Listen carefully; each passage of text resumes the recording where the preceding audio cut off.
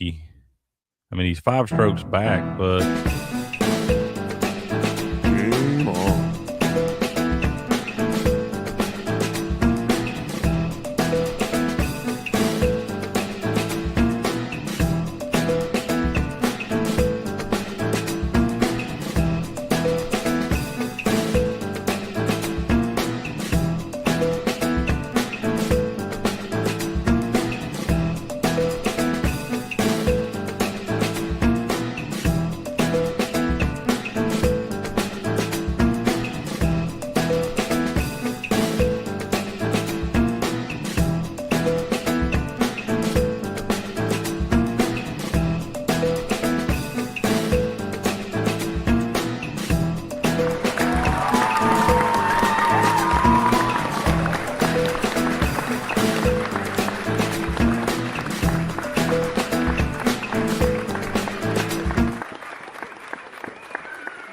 Good morning, ladies and gentlemen. Welcome back to Game On. This is your Sports Morning Espresso Shot. I'm your host, Will from Game On. He's Crickets from sportsbix.locals.com. We're here to bring you the latest and greatest going on in the sports world.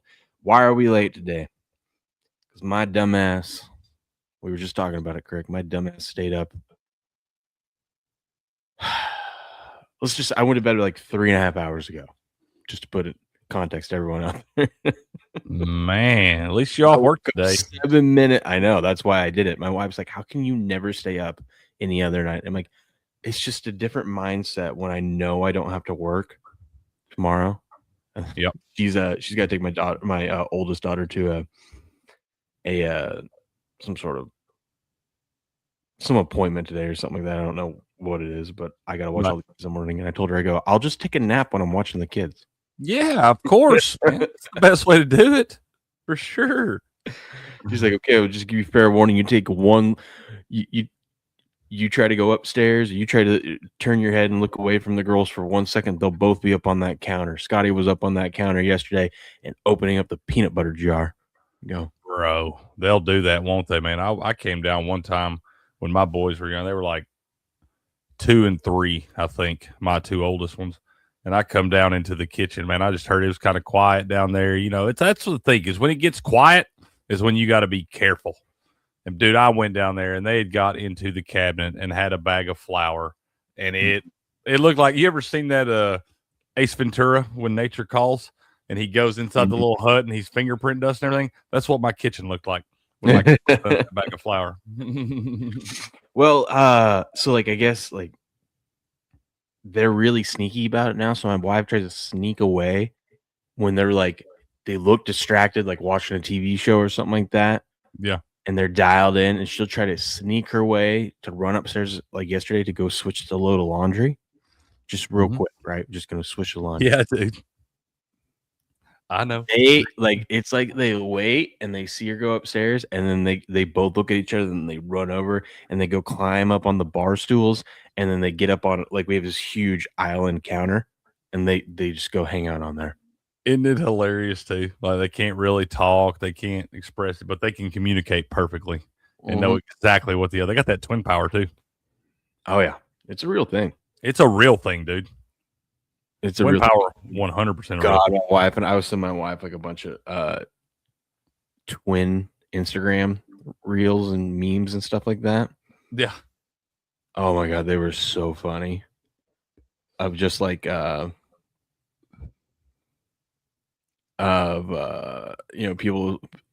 who go, oh, I know what it's like having twins. I have like 2 kids really close in age, so I pretty much know what it's like. And it's like, nope. No, you don't. No, you don't. I'm one of those people that has all my kids really close in age. Stuff like, it is not the same as having 2 the exact same age. It is not the same. It is absolutely not. I don't even know how to describe it. It's just not. Like, dude, I'm telling you, I can't. I've been through it. Like I said, I've had 4 newborns at this point and all that stuff. I know what that's like. I've even had a couple that were young at the same time. It is not the same as having 2 brand new babies at the same time. Mm-hmm. That shit's a mess. God, you remember what it was like 2 years ago when we were going through the thick of it, the hardest part? Yeah, man. Yeah, you just come in here all like half. You getting less sleep, way less sleep back then. That 3.5 hours you got more last awake night. now than I was back I then. started to say that 3.5 hours you got last night would have felt like a marathon back then, dude. Alyssa knows. Yep. Miss those days. Sure, I'll miss them here one of these days. You will. You will, man. It does. It seems that's what's funny about kids. You see, it's kind of tough early on and stuff, but once that part's gone, you're like, damn, I kind of wish I had that back. Bro, I don't know what it was. Like, you would have thought my kids all slammed a 5-hour energy or something right before I got home last night from work. Maybe it was because they're on their jammies. They knew bedtime was right around the corner. But I walked in through the door and both girls just go, Dad! And they run over and they're jumping up and down and they're pumped. And then all of a sudden, I hear the door to the office fling open. Callahan's, Dad! And he's doing like freaking cartwheels and Ace is doing cartwheels. I'm like, holy cow, dude. Bro, that's a compliment, man. That's a compliment, man. They're just excited to see Dad getting home. Dad getting home from work, it's like drugs to them, man. Dude, it was. I was like, holy cow. And they all had to tell me something. And it's all at the same time. I'm like, I mean, usually they're all pumped when I get home anyways, but like, they're always excited when I get home. But like last night, there was just something in the air. And it's so, they all want to tell you something. And then, like you said, they're all doing it at the exact same time. You're like, whoa. Okay, hold on. Yeah. That's awesome, dude. That's awesome. Well, tell folks why you were up so late last night, dude. Oh my God. So my wife and I were every night we usually watch a show. I usually fall asleep about 30 minutes in. Not last night. Like I said, there's just something about knowing I don't have to work the next day that like perks me up that I'm like, oh, I'll stay awake. You know what I mean? I don't know what it is. It's just psychological. Yeah. No, I get it. And anyway, so we usually watch a show. There's a new season of Lincoln Lawyer on Netflix, and God, we were really into it last night, and we had like a half an episode left. We knocked that out, knocked another one out, and then watched one more. Another one. I swear to God, Craig, I contemplated staying up all night and just finishing the last two. We got two episodes left. And I was like, "You want to just stay up?" She's like, you have to do a show in the morning." Like, dude, I'm in the morning. You mean in 3 hours? In 3 hours here in a little bit. I'm telling y'all, man. If y'all ain't seen it, I didn't even know this was out yet. The new season, but Lincoln Lawyer on Netflix, man. McConaughey's in the movie and stuff, but they got a series over there, and that stuff is great. I watched those first 2 seasons, dude, in probably like a week. Me and SD Hand. Like I said, we just did it like a month ago. I had no idea we were this close to the new season, but I'm excited about that now too. Yeah, I was pumped. It's a good season. It's one of the it might be the best season so far. I don't know. It's really good. But yeah, it's addicting because you know how they do it. They leave every episode on a cliffhanger, and it's like, oh, dude, they left last season on a big one. I ain't give no spoilers to y'all, but the last one when that happened, I was like, oh my God, how long do I have to wait to find out what happens in this? Today, that's right, baby. Let's go. Let me tell you what I woke up to this morning, man. And we'll say hello to our friends. Man, I get it. My dog is a good boy, man. He's a good boy. He don't even poop in the yard, man. He goes back up in like the woods and stuff. Like he goes back up in the woods, man. He don't even poop in my yard, bro. I don't know what's going on with him last night, but he must have had an upset tummy, dude. Something.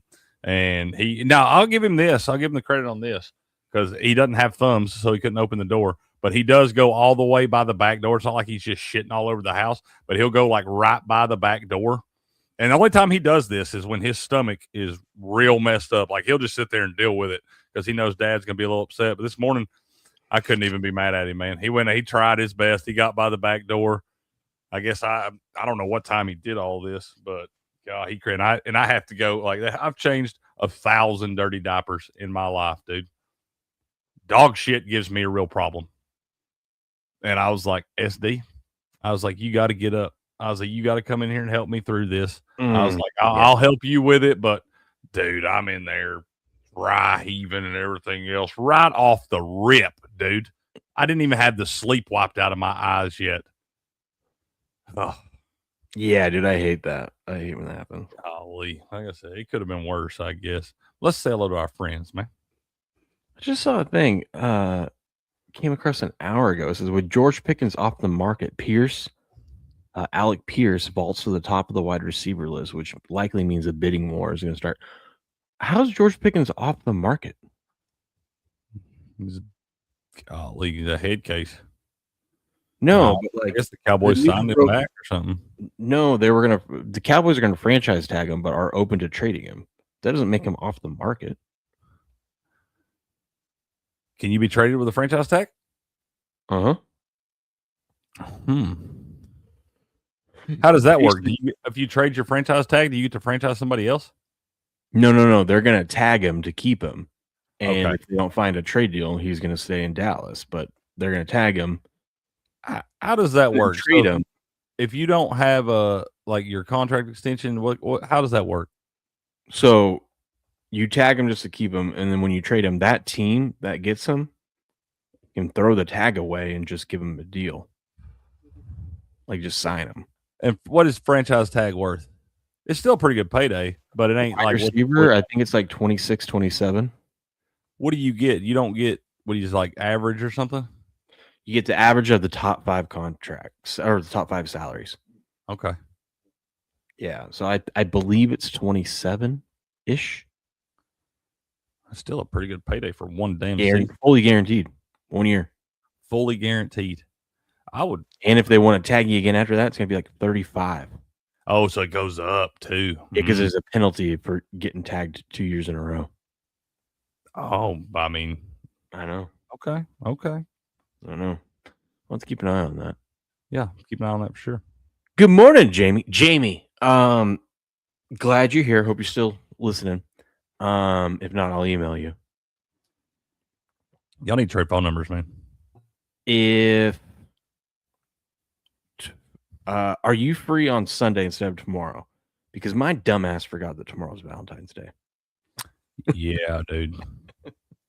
And I got to get up in the morning and do something for the wife and kiddos. So if you want to do the show Sunday with me instead of tomorrow, that'd be great. If not, we'll work something out. But let me know. Hopelessly persistence here. I'm gonna struggle this morning. I'm just gonna give you a fair warning. I am gonna struggle until this coffee kicks in. Piss Ants here. Good morning. Blues here. B Max in the house. Jenny Webb. Good morning. Good morning. Good morning. Jenny Webb says, "Piss Ant, yes, it counts." My dog is excited to see me. Does that count? Absolutely, that counts, bro. Oh, nobody will ever be more excited to see you than your dog. Oh no. You're 100% right. Super James is here. Good morning, Super James. Sunday works? Perfect, Jamie. Sunday, Jamie, we're going to start at 5 a.m. Pacific, 8 a.m. Eastern, whatever that means for your time. I think like 1 p.m. your time. He's going to... I mean, you guys don't celebrate. Jamie and them probably don't celebrate Valentine's Day, right? I don't know. I don't either. Why wouldn't they? I mean, I don't know. I don't know. We're across the pond, dude. I started to say there's a lot of weird American holidays that we celebrate that probably I think shouldn't be we just celebrated. we make up shit over here, you know? We make up shit to sell boxes of candy and cards and stuff. They're all corporate fucking holidays, and they just want us to go spend a fortune on some bullshit. Thank you for reminding me, by the way. So that's 1 p.m. for him. Jamie going to join me on Monday, too. I think I'm going to bump Crick's Corner. We're not going to do Crick's Corner this morning, y'all. Cause I figure we'll go a little longer on this show. There ain't shit to talk about. The NBA's on break. College basketball sucks. Grass guy's got to do some things this morning for his inspection and all that stuff. So I figure we go a little bit longer in here. We're not going to do Crick's Corner this morning. We'll do Spit and Truth tonight. I think we're going to do that. But Jamie going to join us. Probably move Crick's Corner to the afternoon on Monday, and he's going to come in and talk some Premier League and all that stuff. Ah, dang it! I was going to show you guys. But it was on her story. She made a video of it. It was on her story, not on her actual page.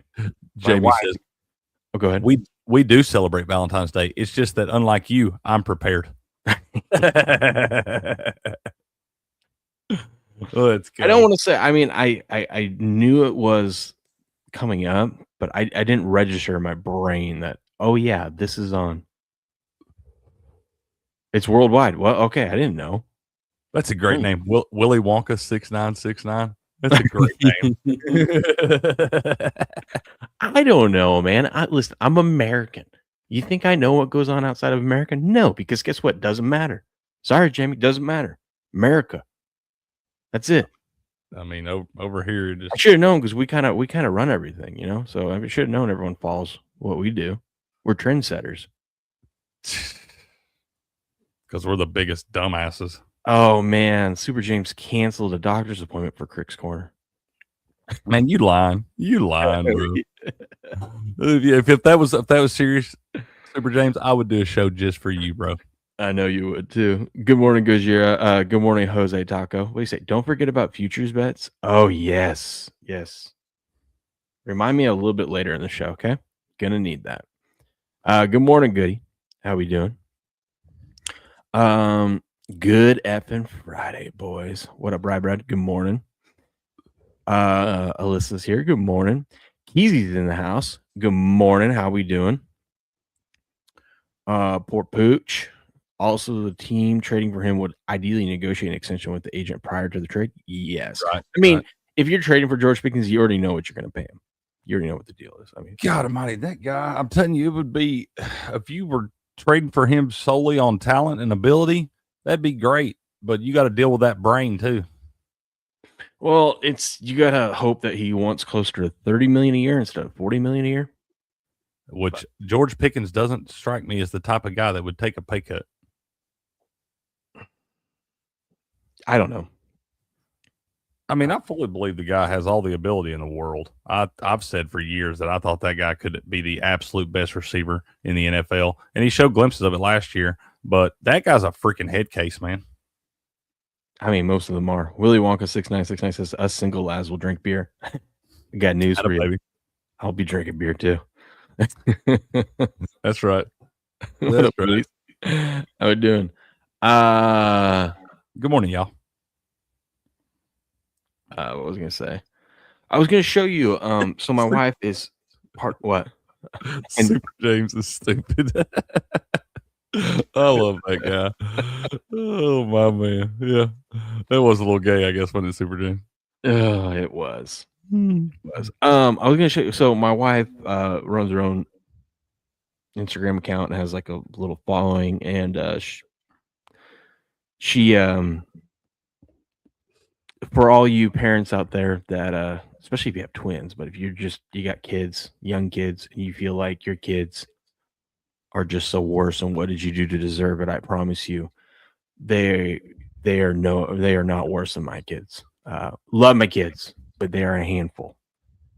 And so my wife runs an account to help parents see all the crazy shit that goes on in our house to make you guys feel like your life is sane. Yeah. You know? Yeah, we appreciate that too. Yeah. Well, she's partnered up with Walmart and whatnot. So she always does like anything that she orders there. She has a link and then post a video about it. Mm-hmm. She did this little mailbox thing. I was going to show that to you guys, but it's not on her story anymore. But like there's these little personalized mailbox for Valentine's Day, and then all the kids decorated them, put like googly eyes and stickers and stuff on them. It was pretty cute. But I was gonna show you guys that. But I do want to show you this. Look at it. You want to see the cutest, best air guitarist in the world? I don't even care if I get claimed on this.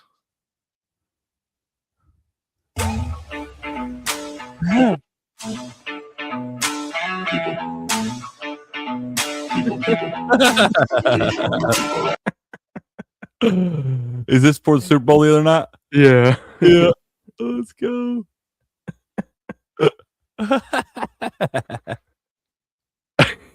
Living it up. Boy, I tell you, man, you can't deny them youngins. I know, right? Especially Phoenix. She looks just like Callahan and I. Dude, she looks just like Cal. Look at this. She just nails it. Just nails it, bro. Yeah, getting funky with it. Let's go. I love it, dude. Oh yeah. I love it. Whose jersey is your wife wearing right there? Jimmy Graham's. Okay, let's go. I was like, she's like an AJ Barner jersey or something. I got her that jersey back when we first the first year we were dating, and I took her to. She had never been to an NFL game, so her and I went to a Seattle game. Okay, dude, I have never been to an NFL game. Well, I'm gonna hop on a bird and we're gonna go to a Titans game. Good thing is the tickets are probably pretty cheap. No, we would need to go. We're going to go to one. We need to go down to Atlanta. I mean, we're literally right in the middle between Atlanta and Nashville. Oh, that'd be fun to go see the Bucks and the Falcons play down there. That'd be cool. Yeah, that'd be fun to go see. I was thinking about going down. The Patriots played down and they played Jacksonville, but Jacksonville's going to be playing their games in Orlando for the next 2 seasons. Okay. Beardo lives in That'd Orlando. Be cool too. So making another trip down there sometime this fall. But also they play at Soldier Field. So I was talking with Ryan from Sports Wars. I'm like, ooh, that'd be good. I'm like, it'd be kind of cool because I think this is the last year that they're going to be at Soldier Field. So okay, it'd be kind of cool to go to a Soldier Field game. That would be really cool, dude. A couple years ago, we were down there and SD's brother-in-law and sister-in-law live in Tampa. Or no, SD's brother and sister-in-law live in Tampa. And we went down there for their wedding a couple years ago, dude. And it was the same weekend that the Bucks played in Atlanta. I was down there in Tampa, went to the stadium, got some pictures and stuff, and that was the weekend they're playing closest to my house. Really? Yeah, and I was the farthest away, man. We probably passed each other on the highway since the Bucks probably drive to their games. They probably flew right over top of me. Jamie says Cricket's not been to an NFL game. You're trolling us, right? Now, surprisingly, Jamie, a lot of sports fans haven't, because nowadays it's so much better to watch a game at home. Dude, I'm about that too. And I've been to, 15 Tennessee games, like Tennessee Vols games and stuff. I've been to a bunch of those, dude. But yeah, in NFL in the South too. Like, I was older when we really got into it. NFL's not as big in the South as you would think. College football is a lot bigger down here. So, but I plan on getting to one, man. It's just, that shit is so, that's another thing too. If we're going to go one, we got to go to like Mercedes-Benz Dome where the concession prices and stuff are actually. I was going to say, it's super expensive to go. And there's only so many, obviously there's only 32 stadiums. So it's actually kind of difficult to go. Mm-hmm. I've only gone because I grew up like 2 hours away from Seattle, so I could probably get somebody to give me some stupid ass Titans tickets, but I don't even want to go see that. I would do it. I'd go to that game. I'd totally go if somebody gave me the tickets. Yeah, it would depend too, though. Like I said, because you punt on the whole day of seeing. That's one whole day of football that you miss, and you only get 17 of those plus playoffs. You know what I mean? Yeah, that's the only thing. I'm sure here in a few years or something, it'll work out where the Bucks have to play in Nashville or something. I'll maybe try to go then. I just realized Jamie's been to more NFL games than you have. I know. Ain't that crazy? We're over there, Ain't that crazy? Jamie went to both of those events last year, man. He went to the NFL game and he went to the Kansas State Iowa State game to kick off the college football season. I know. He was the one that started that fight with what's his name's dad and brother. Jamie actually was the one that threw something at his dad's back, and his dad thought it was the brother, and that's what started the fight. Yeah, it was, wasn't it? That's right. Boots on the ground, baby. Yeah. Okay. Fair enough. Yeah. No. What the? Oh, dude, this is big news. What's that? Ole Miss quarterback Trinidad Chambliss. Oh yeah. Granted injury. I ain't gonna lie, I ain't even mad about this. Well, you know what won it for him? I was keeping an eye on this, watching clips from the actual court hearing yesterday.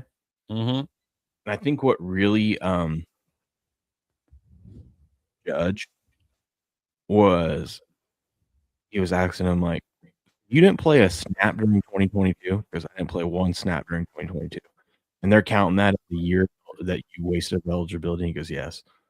He's like, all I'm asking is to follow the law, the rules of the NCAA of everyone gets 4 years of eligibility. I want my 4th year that I didn't get. That I don't disagree with, I guess. I mean, I don't think we should be dragging this shit out till you're in 28, 29 years old and stuff. But some of these years that these guys aren't even stepping on the field at all, just not quite ready. Most of them are at a JUCO or a D3 school. Even it's like you're not even practicing with the other teams at the Division I level. So I don't have now. If you've already played 4, no, bye, see you, gone. But I think it's only his 4th year. I don't really have a problem with it, dude. Yeah, and I saw this and I'm like, why would the NCAA want to appeal this? Because clearly, I mean, he's a big name. He's going to be it's only good for your sport. But then I saw their response, and they're standing behind the excuse of we're fighting for that scholarship that a scholarship or position player that he's taken an opportunity away from. Younger athletes that he's taken an opportunity away from. And I'm like, listen, I get that, but at the same time, be better. If you're not, be better. If you're not good enough to beat him out, then sorry. Be better, and you may be that same guy taking that scholarship from somebody else 3 or 4 years down the road. Yeah, So it's like it's a revolving door and all this stuff. And once again, if you got a problem with it, beat him out. Yeah, or beat him up, and break his leg. Whatever, you got to do what you got to do. But hit him with a car. But all this whining, crying bull. The NCAA, dude, has just completely lost its grip.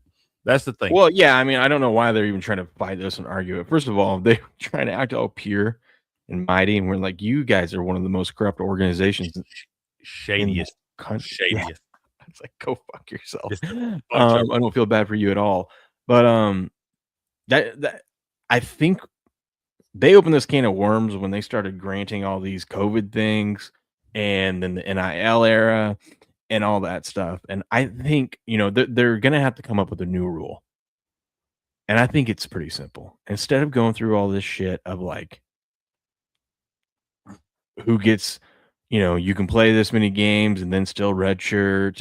If you get an injury redshirt, as long as you haven't played 7 games or whatever in a season. I think just to make it simple. And I told you about this yesterday. I think you're going to not love this, but it kind of piggybacks off what you were saying yesterday. Yesterday, you were saying everyone gets 5 years. I would argue 6. 6 to play 4. No, 6. Just 6.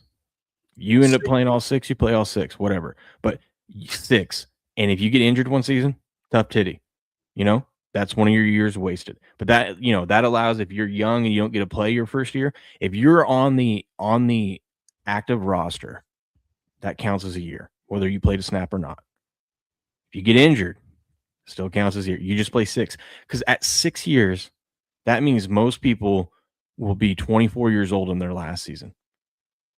There'll be a few out there that'll be 25. Yeah. But I mean, for the most part, 24 years old. It's like that makes sense. We don't need anyone over 24 playing college football. There shouldn't be any 26-year-olds playing in college football. That's for sure. Yeah, I mean, you can't even rent a car until you're 25 anyway. I started to say, once you can rent a car, that should be the end of your college career. The rest of that, because of how birthdays work and whatnot, there'll be a few handfuls of weird shit. But you know what I mean. I think 6 would be. And hey, if you can start as a freshman, you're probably not going to play all 6 years anyways, because you're probably going to the NFL. But there'll be a rare guys that can play 6 seasons. Whatever, go ahead, go for it. But I think you just do something like 6 years, no matter what. Then we don't have to figure out who gets a red shirt, who gets an injury season. You just say 6 years, you're done. I don't think you should have 6 to play.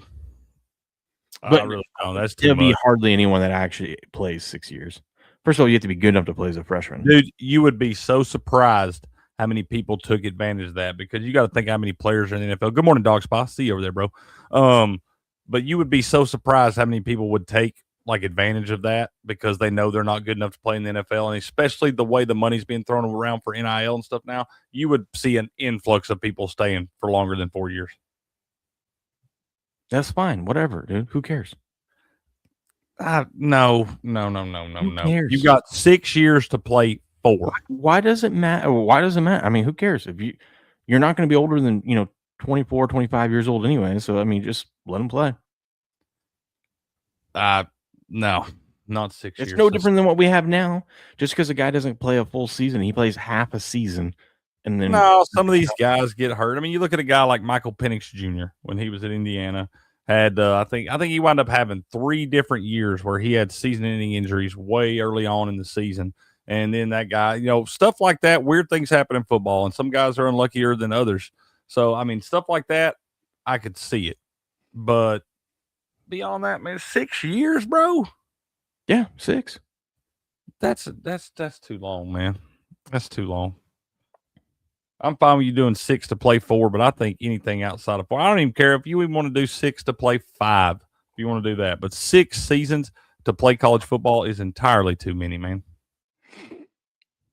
I mean, we're getting to the point where, like I was saying, this is going to be semi-pro anyways. I think play as many years as they want. Well, it's already that. Yeah. I love when we have cross-platform chat love.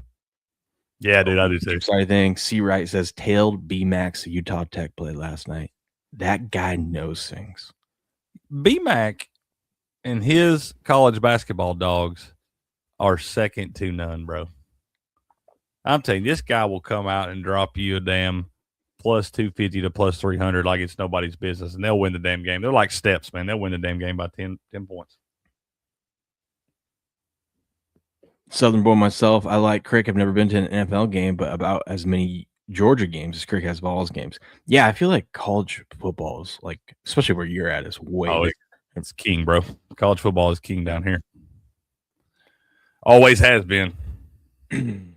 Yeah. Same with up here in my Cougs, Jose, if he wants to be a doctor, then go be a fucking doctor, okay? But if we're going to be football players and all that stuff, you go back, finish your medical school later. That's fine. Go stay in school. That's fine. You can be there for all them years, but I don't think you should be allowed to play more than 4 of them, and at the very most 5. I just think it makes it simple, so then you don't have to have these arguments about, well, was this an injury season? Was this a redshirt season? You just say 6. Your clock starts once you are on an active roster, even if you transfer and whatnot. I don't have a problem with that. I don't have a problem with the clock starting as soon as you get on a campus somewhere. Then that's like that guy that just got his 9th year of eligibility. Yeah. But I mean, even that guy, he's only played if we're talking about playing, he's only played it's not even 3 complete seasons due to injuries. I'm glad he would have been done a couple of years ago. You know what I mean? Under my rules. Yeah. Yeah, he would have been. You're right. I like Chambliss coming back, though, being able to. I think it's great for college football. This kid was a lot of fun to watch this year. He's going to be even more fun to watch next year. And I am glad to see. I think Aguilar is going to get to come back too, man. Oh, you think so? I got to look into this because the damn court date was just in the last week or something. But a judge did the same thing for him, where he, I guess, I don't know what the hell you call it, but told him he was eligible. Like, you can play. It's cool. And I for one, I don't understand how all these judges are just ruling on this stuff left and right, and you'll have one overturn the other ones, what they say. And so I'm like, why does one judge's word count more than the other one? Well, I don't understand. There's a ranking in the court system. You got your district court judges, and you have the appellate courts, which can overrule. Like I said, I don't know where all this shit takes place at. All I ever see is an ESPN article pop up saying so-and-so judge let so-and-so play for 2 more damn years or whatever. And then a week later, some other judge will come out and say, no, that ain't happening. Fuck you. Kind of like the Bediako thing down at Alabama, where that kid went to the NBA, G League, signed a contract, came back. They let him play for like 2 weeks or something like that. Now he's been ruled ineligible again and can't play. Well, he should have played better, and he'd probably still be on the team. He's probably not wrong, but at the same time, why? So I guess we're just going up in the system here. Is what's going on there? Yeah. Okay. Of course, Grass guy doesn't like any of it. He says injuries are not 4 years and get the fuck out. Oh, I would have expected nothing less from our buddy Grass guy. BMAC has 19-year-old William lined up against 24-year-old Terrell Suggs. I think you can see how this is going to end. They already are lining up against guys that are way older than them. I mean, yeah, you are, especially with all the COVID years and shit. that's what I'm saying. So it's not like anything that we have different now. Yeah, but this is a weird anomaly. Until until it becomes the norm. I mean, it's kind of. I mean, we're headed for it to become the norm. Yeah, we are headed that direction. I just think 6 years of eligibility is entirely too many. Like if you play the 4 in the first 4, bye. Either go to the NFL or go be that doctor you want to be. Hey, next time that we have a team that starts off a season, whether it's basketball, baseball, whatever, that just comes out dominant, like OKC did, like 24-2 to start the season, something crazy like that. Remind me that's when we need to start fading them. Absolutely, dude. We said that kind of week. OKC has lost. First of all, a lot of people didn't even think they were going to lose 8 games all season, but they've lost 8 games as double-digit favorites. I told you the other day that I thought we should fade them, and you told me you didn't think they were losing 7 games the rest of the season. That team ain't playing good, dude. Well, I mean, it's this weird all-star break thing, and they have like all their guys sitting. And it's a long season, man. Yeah, you got to wait till. I'm glad the all-star break's here because then like it's going to be a lot easier to handicap the NBA because they're actually going to try now after the all-star break.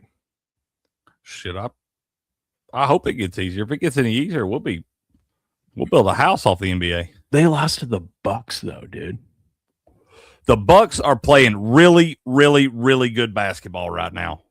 They've set Giannis down. They're all that shit. But the Bucks have won like at least 2, maybe 3 games as double-digit dogs in the last like 10 days. Jose Taco says, I care more about fixing the portal. No more switching schools every year. Make it a one-time exception. Now, I'm totally fine with the portal, dude. I like these guys that are mercenaries. I'm sorry. I love it. I love it because if someone's willing to pay you a bag and you're willing to up and move and go play somewhere. No, that creates all the shady shit. If you transfer, you can have 2 transfers. But if you transfer somewhere, you should have to stay for at least 2 seasons. It shouldn't be this hop, skip, and a jump everywhere to go grab the other bag like the damn quarterback at Duke. Okay? Perfect example. That kid was at Tulane. He's a hell of a football player. And he was at Tulane. He transfers up to Duke to take that bag, signs a contract and everything. And then they get in some shit in fucking Miami down there, being Miami, doing what they do, go tampering with people and everything else. And they offer that kid a better deal. And they wind up getting all tied up in court. And they wind up having to pay Duke the money that they've already guaranteed this kid just so they can get that kid to come down there. All that shit's bullshit. You know what you stop that with? You say that kid can't even transfer till after the next season. He's got to be there for 2 full seasons before he can transfer again, and that would eliminate a bunch of that shit. Yeah, okay, that sounds all fine and dandy, but I'm guessing you and a lot of people also love the feel-good stories of the guy that starts out junior college, goes to a smaller school, and then works his way up to a D1 school. I don't give a fuck about all that. That's what I'm saying, but if you have those transfer rules, he's not going to be able to work. That kid isn't going to be able to work his way up to get to a D1 school. You're wanting to give him a decade to play football. A half. Over? More than that? Okay, if he's got 6 damn years, you can't transfer every fucking year to go grab a bag from somebody every time it don't work. I'm totally fine with it. If you want to keep your players, open up the wallet. That's how you create these pieces of shit in society and these people that think their shit don't stink and they can get away with whatever the hell they want to. I mean, that can happen either way. That shit is stupid. These kids leaving every single year. The contract at least ought to fucking mean something. Just like in the NFL, you go sign a contract, you can't hop around on free agency market next year and shop yourself around. You shouldn't be able to do it the level right below that. Well, then they should make a contract that says you don't get this NIL money if you leave before 2 years. I'm sure there's some fine print. They're giving away millions of dollars, so I got a feeling these lawyers that are writing this stuff up aren't complete idiots. Yeah. I mean, most lawyers, though. We all can't be Mickey Holler. That's true. That is true. I'll give you that. It says Will wants 2 NFL leagues. We're heading in that direction. We absolutely are. But it wouldn't be that. That's what I'm saying. It's not even the same as the NFL. Because if you got these kids switching team every damn year, that don't happen in the NFL. Not all of them. Not all the best players on all the bad teams are just all of a sudden like, hell yeah, I had a good season. I'm going to go play for the Seahawks. I'm going to let them pay me all the money they want to. I'm going to go play for the Chiefs. You don't see that. Well, unless they sign one of your deals. Come on, Will. You know what I'm saying. How many people in the NFL sign 1-year deals that are actually worth the fuck? Jadeveon Clowney. Huh? Jadeveon Clowney. Jadeveon Clowney's 74. I'm just saying he signs 1 year's deal. We saw Sue do that for a long time. At the end of their careers, Will. Yeah, I know. Not in the first 2 or 3 Well, I'm just saying if you want a guy to stay there for 2 years, put it in the contract. There's nothing that says he can't sign that. If you don't want to guarantee 2 years, but then that's the thing, dude, is that you've got these judges and stuff ruling that the contracts don't matter. Well, and they're yeah, like, okay, because this is the first year here. that they're dealing with it. They're like you said, the lawyers are going to start making this stuff solid, so then they can't get out of it. I mean, they should have. I don't know how they weren't doing that already. I mean, you're signing contracts for millions of dollars to give to these kids to go do whatever with. And how the hell did you we're not have still in the early stages of this allowing? We're not in the early stages of people signing contracts, Will. People no, but we're in the early stages of like this whole NIL stuff is what I mean. And well, I understand all that, but it's not like we don't have any experience signing people to contracts in the history of our country. Like, why should we be this far off from it? Why should we suck this bad at it when there's all kinds of contracts that have been signed for years and years and years? People are I don't understand how it's that bad. And once again, there's a lot of stupid people in this world, correct? I don't disagree with you at all there. There's more stupid ones than there are bright ones. That is for sure. But I'm telling you, the transfer thing, or like you said, you can do one-time free transfer. And then like C. Wright says, the second transfer, like it used to be, you got to sit out a year. Unless your coach leaves. Unless your coach leaves. That is the only time I am okay with it. If you can leave after a year if your head coach takes a bag and goes to another job.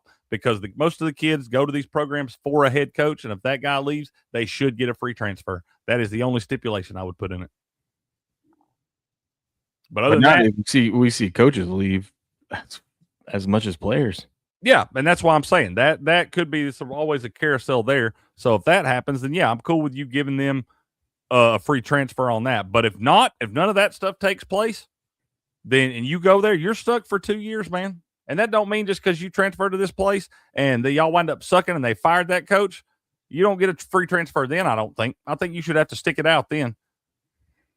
Did you see that we had history made last night? About? LeBron James became the oldest player to have a triple-double. Really? Yeah. I don't know how I feel about it because, yeah, he got a triple-double, but here, I'll make my case here in a second, but I saw this stat was kind of crazy. LeBron James is the oldest player in NBA history to drop a triple-double. He had 28 points, 10 rebounds, 12 assists at 41 years old. Bronny James was 105 days old when LeBron recorded his first career triple-double, January 19, 2005. 105 days old. Wow. A little over 3 months. 3.5 months old. That's crazy. That's like the meme of Phillip Rivers and Riley Leonard. Yeah. But and I understand he technically did it in an NBA game, but here's who he was playing against. Daniel Gafford, PJ Washington, Najee Marshall, Brandon Williams, and Max Christie. Solid squad, dude.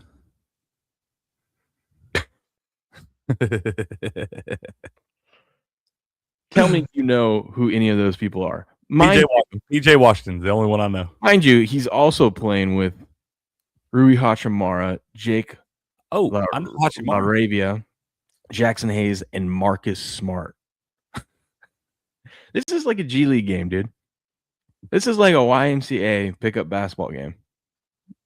Church league. 100%, dude. LeBron. Hell, even Drew Timmy got 2 minutes last night. Dude, I bet LeBron will be the church league MVP. I'm guessing. Man, triple-double, 42 years old. 41. Well, whatever. Good job. Hell yeah. We love it. The replacements. Sure enough, Super James. Well, good for him. That history. You knew they're gonna let him get any of the records that he can possibly get. in Will this seems last. trash, so his opinion on the matter is likewise. If we're talking about the college football thing, I should be the one that's mad about transfers. You guys come and poach all our good players. We've had a Heisman winner, number 1 overall pick that got snagged away from us. We've had another Heisman favorite was on his way to win a Heisman until he got injured. If anything, I should be mad about the transfer. Heisman winner. Cam Ward. Cam didn't win the Heisman. Well, in my mind, he did. Oh, God. Okay. Fair enough. Yeah, y'all do good at prepping quarterbacks for everybody else. That's for sure. Yeah. Yeah. Yeah, that's for sure. Sure do. In the other game last night, Trailblazers beat the Jazz 135-119. Dude, I took I had the over in this game, and I took it over like 238.5, I think it was. And then the news, Jaren Jackson Jr. was ruled out, and everybody was asking me like, man, do you still like this over on Sports Picks? And I didn't see it till later. I got back to him before the game, but I was like, guys, Jaren Jackson Jr., correct me if I'm wrong, wasn't he Defensive Player of the Year a couple years ago or something? He was at least on the all-defensive team. And so I'm like, if you take a guy that's one of the best defensive players in the league out of the game, I feel like that should translate to more points, you know?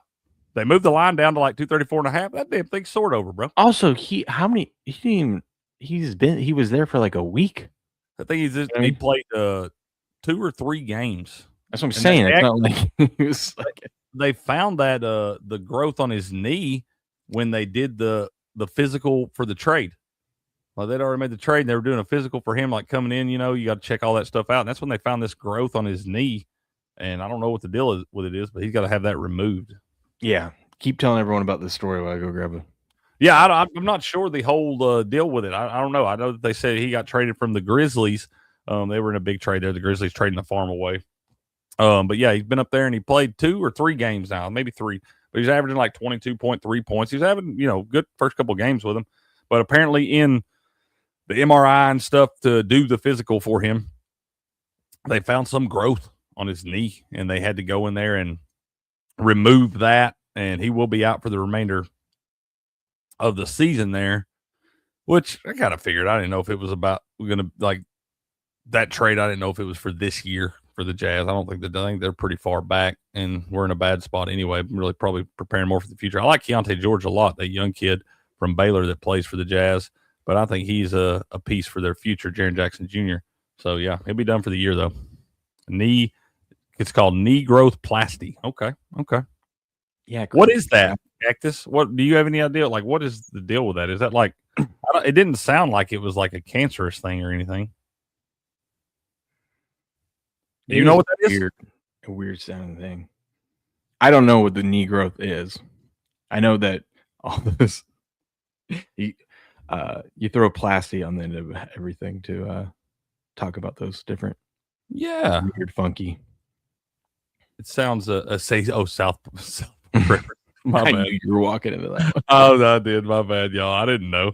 I didn't know if that was a real thing. I did see some crazy word that was put up there for it or whatever, and I was like, I don't know what that means. I used to remember what plasty was for. Let me see. I had to take medical terminology, of course, but I forgot. It's all Latin. Cactus is sitting there cracking up because I'm a dumbass. Can't have nothing nice. Let me see. What was plasty?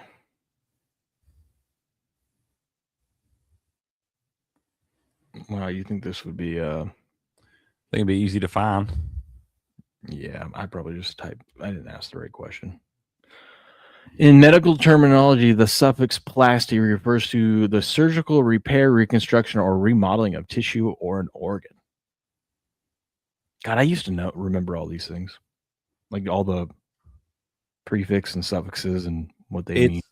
It is the growth of osteo. Anything with osteo, you're talking about the bone. Yeah, I did know that. Yeah, you gotta drink your milk. It says the growth of pigmented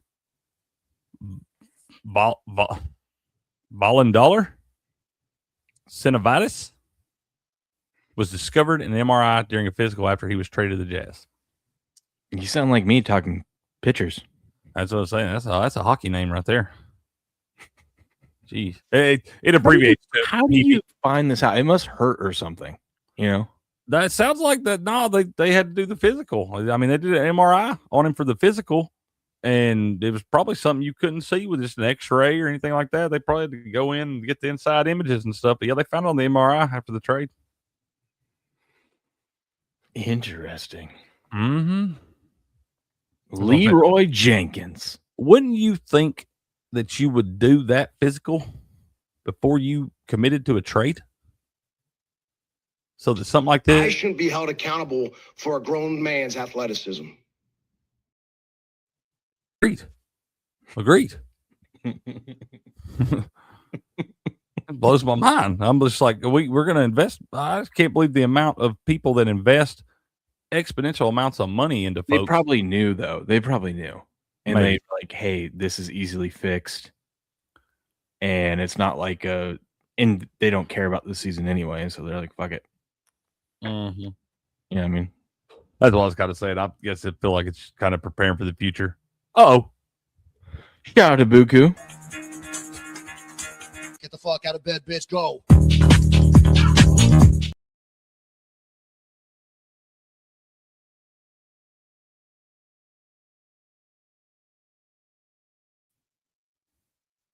Did you mute me?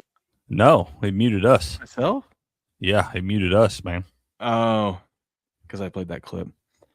Shout out to Buku with a $10 Rumble rant. Appreciate it. Morning, folks. It's Friday. Hope you all have a great day. You too, buddy. What you got planned this weekend? Who you betting on? What you betting on? Olympic hockey. Ooh, Buku.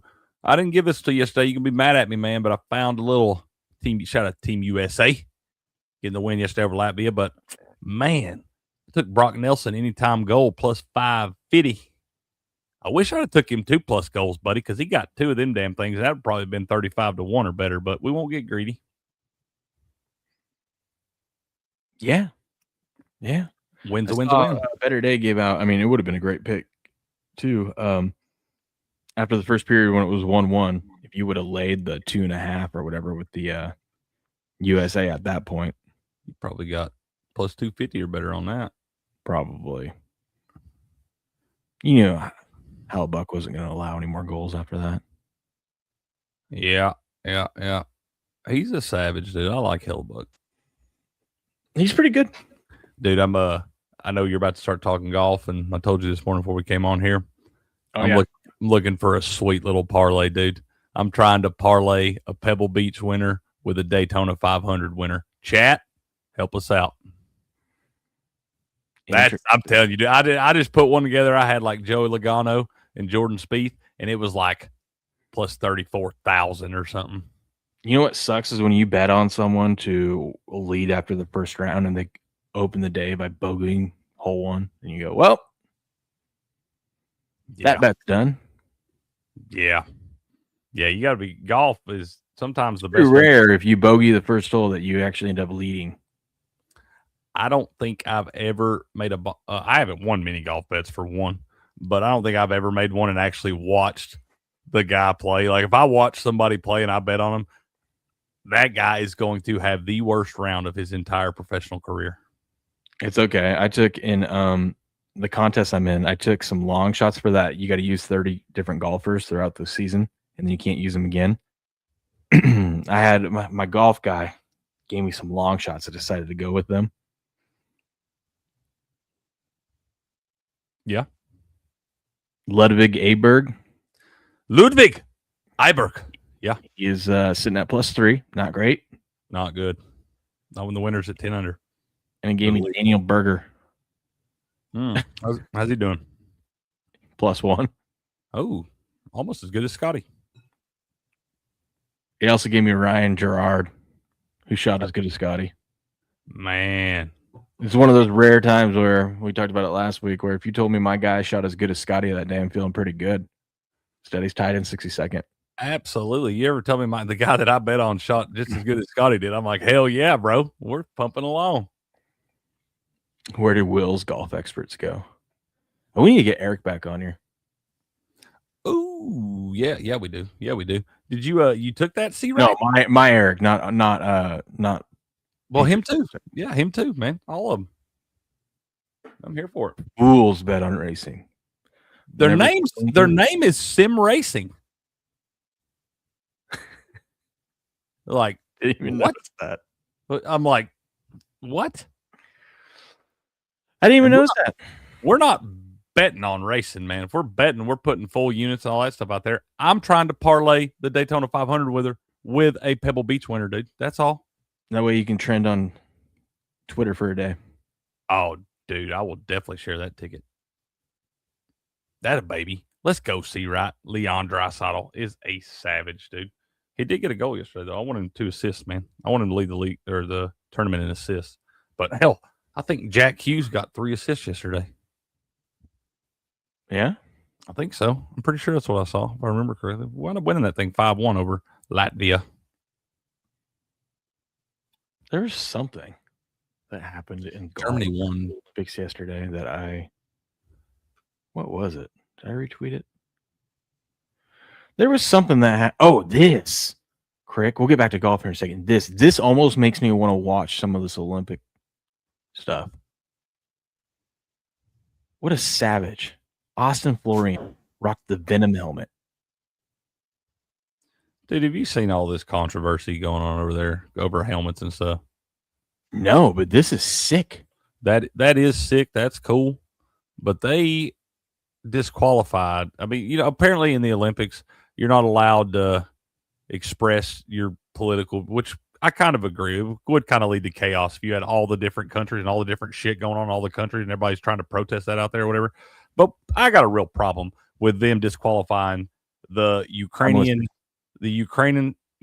skeleton participant, the guy for Ukraine that does the skeleton event or whatever. He's been one of the fastest guys in training leading up to this or in the qualifiers. He finished 4th in the worlds or something like that. This guy, he had a helmet, okay? And for one, skeleton is like luge, just like basically like single man bobsled or whatever is what it is. And these people are going down the sides like 75 miles. This guy wanted to wear a helmet, okay, with the faces of former Ukrainian Olympians and coaches that had passed away in the war with Russia and all that stuff going on. He wanted to wear a helmet with their faces on it just to honor them and stuff. And the Olympic Committee said that he's not allowed to do this. It goes against their rules and things like that. They offered a couple little different suggestions. This guy was not going to budge off this. It was really important to him to be able to wear this helmet to honor these folks that have passed on in the war. And they wound up not being able to come to a middle ground on this. And they disqualified that man. Not allowed to compete for his country, something he's trained for his whole damn life. And it's not like he's out there doing some egregious protest or, acting a damn fool and using the platform. He's not doing all that, man. He's trying to honor, people from his team, his country and stuff like that passed away in a very tragic situation. And I have zero problem with you honoring those people, man. And they even said that, like, they offered alternatives like being able to wear a black armband and yada, yada, yada. But I would think that there should be some instances where we let some of this stuff go, bro. What do you think? You're muted up there, but what do you think? Why does this thing keep muting me? I'm surprised because usually if you pick the side of Ukraine, with how all politics and everything is going, everyone would be on your side.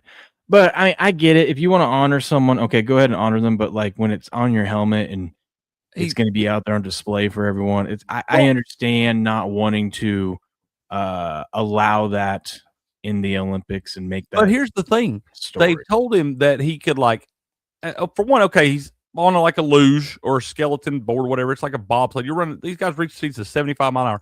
How well do you think you're going to be able to see that helmet while he's sliding down the ice? And they even told him that you can have the helmet after or whatever. You can hold it in interviews and you can put it somewhere and all that stuff so it's displayed and whatnot. So what is really the point of making this guy where he can't compete in the event? If you're not going to let him wear it sliding down the ice at 75 mile an hour where nobody can see the damn thing anyway. But as soon as he stops and all the attention's on him, now you're going to let him have it and use it and hold it and wear it, whatever.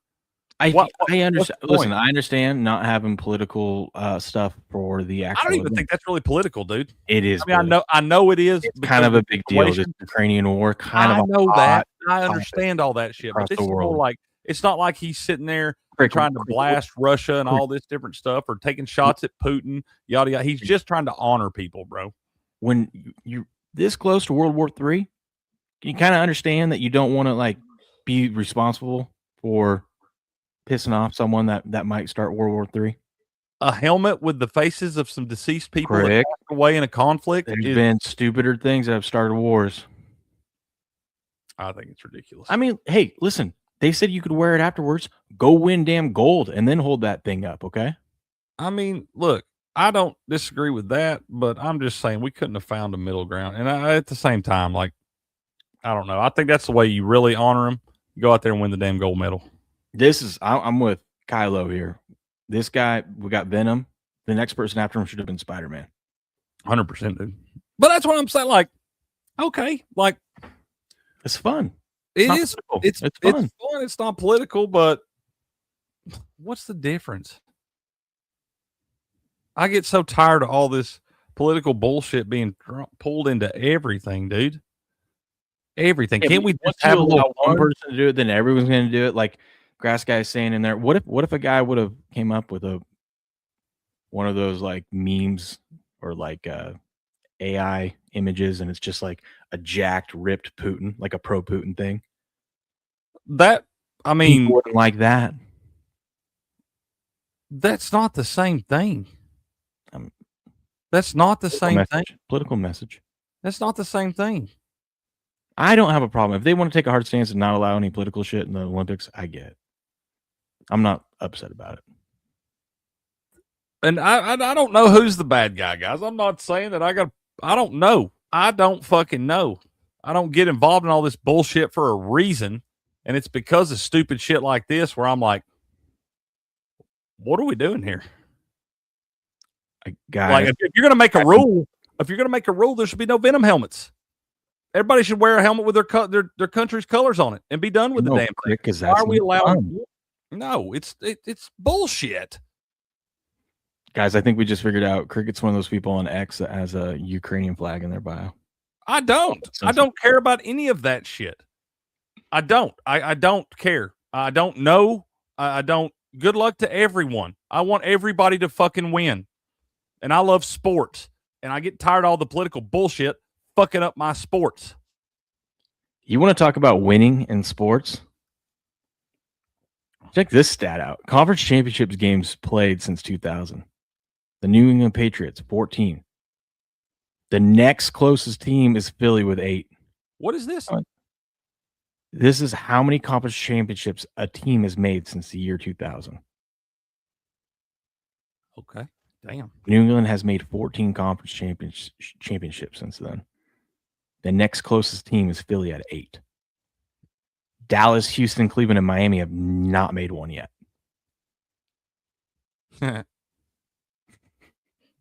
That's great. That's great. 14, dude. Isn't that an insane stat? That really is nuts, dude. Look at this one, too. Conference championships won since 2000. New England 10. Kansas City 5 is second place. And that was a crazy run by KC, too. Yeah. Yeah, pretty nuts, man, when you think about it. Just wild, man. Back to golf. Round 1 of the Pebble Beach Pro-Am is in the books. Ryo Hisansu. Yeah. He's your leader right now at -10. Works for me. That's the best I could give you on that name. I mean, that guy's still plus 1,200 to win. Hard, dude. That's what I'm saying. He's still plus 1,200 to win the whole damn thing. Yeah. Sam Burns, King Bradley tied in second. Let's see. Let's see how far we have to get before. Oh, we actually don't have to get that far. I have Akshay Bhatia to top 10. Akshay Bhatia. Okay. He is currently plus 2,500 to win the whole thing. What is he at? I just need him top 10. He's at -7. Oh, so he's only 3 shots out of the lead, dude. Yeah. You can get a decided to come back and play. Jordan Spieth finally. dude. Did you see that shot he made yesterday? The Eagle. Yeah, spun one in from the fairway, dude. That's dope. Yeah. Oh God, dude. And there was another one. Oh, Goddard. He's up there at the top. Where's he at? 8 under. But he had a good round yesterday. But he hits one. They're playing with the pro-am. You got a guy playing with him, and he hits one on this one hole. I don't know what hole it was, but he sticks it about this far from the cup, dude. I mean, we're talking like 3 or 4 or 5 inches, something like that. His partner comes up. That's pretty far, Crick. That's pretty long, 5 inches. Yeah, but pretty long. Well, his partner gave him 0 inches, man, because he dunked it, dude. He dunked it. Rolled it right down the post into the bucket. Looked like a beer pong shot, dude. That's funny. Look who's been having. He played well last week. Look who's kind of having a little resurgence. Ricky Fowler playing some good golf right now. Man, I like Ricky. Don't be surprised if you see Ricky Fowler in the final pairing on Masters. Also, don't be surprised if you see Ricky Fowler shoot an 80 today. It will be one end of the spectrum or the other. I'll tell you another one. Dude, this guy, look at how he started. Siwoo Kim, who's been talking about, he's probably been the hottest golfer to start this season. This is like his 4th tournament in a row. I mean, he's finished for top sure 5, I think, in every tournament. Look how he started yesterday. He started with an eagle on 2, birdie. And then it looked like he was about to just go on a tear. Had a couple bogeys, set him back. But, I mean, he finished -5, but he was right up in the mix. He could have started on 10, too. There was a couple of them that started on hole 10 He yesterday. didn't. He didn't? Okay. Yeah. So, damn, he started out on a tear then, man. Yeah. Hey, I'm telling you one I don't hate a little sprinkle on right now that is sitting at 8 under. Tony Finau is still plus 2,900 to win the whole damn thing. Really? Yeah. He's sitting there at 8 under, played well yesterday, very, very well. And I like old Tony Finau, man. And you see some of the bigger dogs like the Scotties and even, Rory. Rory's sitting there still at plus 1,750. Rory's only at 4 under. I understand Rory was like a freaking woman on her period because roller coaster. That is a fucking we're not just talking bogey. We're talking you go birdie, double bogey, birdie, double bogey, like right double. Dude, that would be so hard to recover from on the golf course. I mean, he did. I mean, look at the back nine. That's what I'm saying. That's impressive in itself, right there. Because getting more involved in golf and knowing what it takes to get through a round and stuff like that. And I've never played at Pebble Beach in round 1, so I can't imagine that it would be any easier. But that's a hell of a recovery from Rory to do that. God, that's crazy, dude.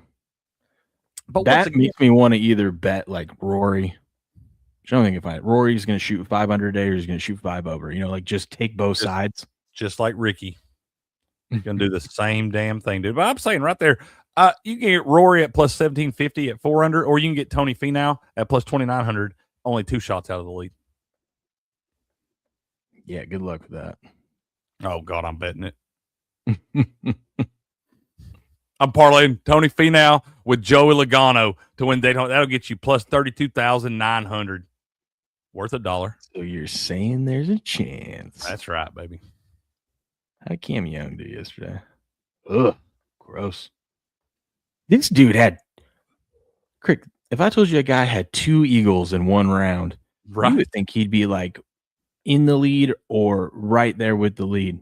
You would think at the very least top 10. 2 eagles. And what 2 eagles in the same 9 holes on the front 9. And what did he shot a 4 under. He's still 4 Listen, under. I hope that chat is miserable with us talking about this shit and talking about all these other sports. Because then when football season comes back around, I won't hear you guys bitching about how much we talk about the NFL. You're always going to get when we're not talking NFL. This is a shit you get. 100% clear. I will always bitch about talking about the fucking NFL. That's fine. You're on here talking with me though. That's fine. Fair enough. Put in the work. You can bitch all you want. Fair enough. But when chat comes at me, why the hell are we talking NFL? Because If not, we're going to be talking about Pebble Beach and Daytona 500. And a guy wearing a Venom mask in the Olympics. What could go wrong? What would you rather have? Yeah, that's fair too. I don't know. I kind of enjoy these when we just get off the rails and talking about whatever. I feel like those are It some is of the fun best for a little bit, but this shit's going to get old in about 2 weeks. God almighty, I know. At least March Madness creeping up on us, I guess, since college basketball is so cool. Some would say the coolest. Not me. I would not say that. But let's actually talk about something the chat loves when we talk about this. Let's give the people what they want. Robert says only fools gamble. Yeah. We are pretty big fools. But we don't gamble. We win. There's a difference. And we invest. I bet your life is so exciting, Robert. The most. Mm-hmm. Oh, yeah. Go swim. We got MLB coming up. Should I challenge Steps? Yes, absolutely. I got to show you something, dude. I feel like him and I should have a little MLB challenge this year. I don't know what, though. I almost forgot, dude. Y'all should totally do that, man. Steps is killer at that NBA. I got to show you this, man. I got this yesterday. My dad's always bringing me cool ass shit, man. He always got buddies that do cool shit, and so that's where I get a lot of my stuff in my background and everything. He showed me a picture of this thing the other day, dude. I was like, bro, I got to have that. But look at this thing, dude. This is carved out of a single piece of wood. Oh, that's dope. Dude, ain't that fucking cool, man? Mm-hmm. He was showing me this table the other day. It's like an old school table at his buddy's house that's made out of a wagon wheel. I imagine Patriot probably has one in his house too. But on this table sitting this badass like ghost of the forest carving or something. And I was like, dude, I got to have that. Ask him what he wants for it. And he said, man, tell him if he'll put it in his background and give me a shout out. So shout out to Burton. But he said, if he'll do that, man, he said he can have that damn thing. It's like, my guy, bro. What a Ain't good that dude. cool, man? What a One good more dude. time, Yeah. I'm not going to lie. When you slowly started holding that up at first, I had no idea where this was going. Didn't know what it was, huh? It kind of looked strange there for a second. He carved that out of a single piece of wood, bro. That's dope. Man, that's what I'm saying. Dude, look. Wait. There's a hole at the top. You should get some glass and give it hair. It's just like you could put a little hole in That's what I'm saying. Give him a little fuzz. Dude, that might not be a bad idea, bro. I'm saying. I'm going to get him like a big orange Tennessee wig. There you go. Yeah, I like it, dude. I'm here for it. Super James thought it was a breadstick. Bro, that'd be a big breadstick. I'm telling you, it's large, bro. It's like, look, it's almost as tall as my damn nutcracker. Careful now. Yeah, whoops. We went off the rails.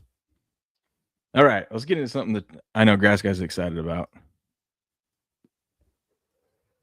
That I'm being flown out to Saudi Arabia to compete in a Fanatics flag football game. So if you guys don't know, Tom Brady and Logan Paul are teammates on a football game in Saudi Arabia.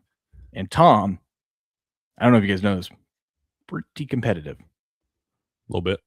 The reason why I want to show you this clip is because Tom pretty much roasts Logan Paul. It's pretty funny. I don't know. Have you seen this yet? So Logan's his teammate, and Tom's trying to say, like, listen, man, like you're about to be playing against former NFL players, so I'm going to need you to step it up. I think current NFL players as well. I think Saquon Barkley's going For a all that kind of stuff. A little flag football. It's a little flag football tournament that the Saudis are putting on. Basically, they're all going out there to get it back. Well, yeah. No offense, but if the Saudis are doing anything right now, they're giving away big bags. Oh, we'll come out there and do a podcast. Absolutely. Tomorrow. Mm-hmm. We'll support LIV Golf. I don't care. But whatever they want us to support. Whatever. Give us one of them fucking bags. One time. But listen to this. It's pretty funny. You know what? With you. Yeah, you know what? I'm actually a little worried for you because I know Worried for me. Well, So this is where Tom comes at him. This is where he pokes the bear. Now you got to remember, Logan Paul's a showman, right? A douchebag. He's a showman. He's a douchebag.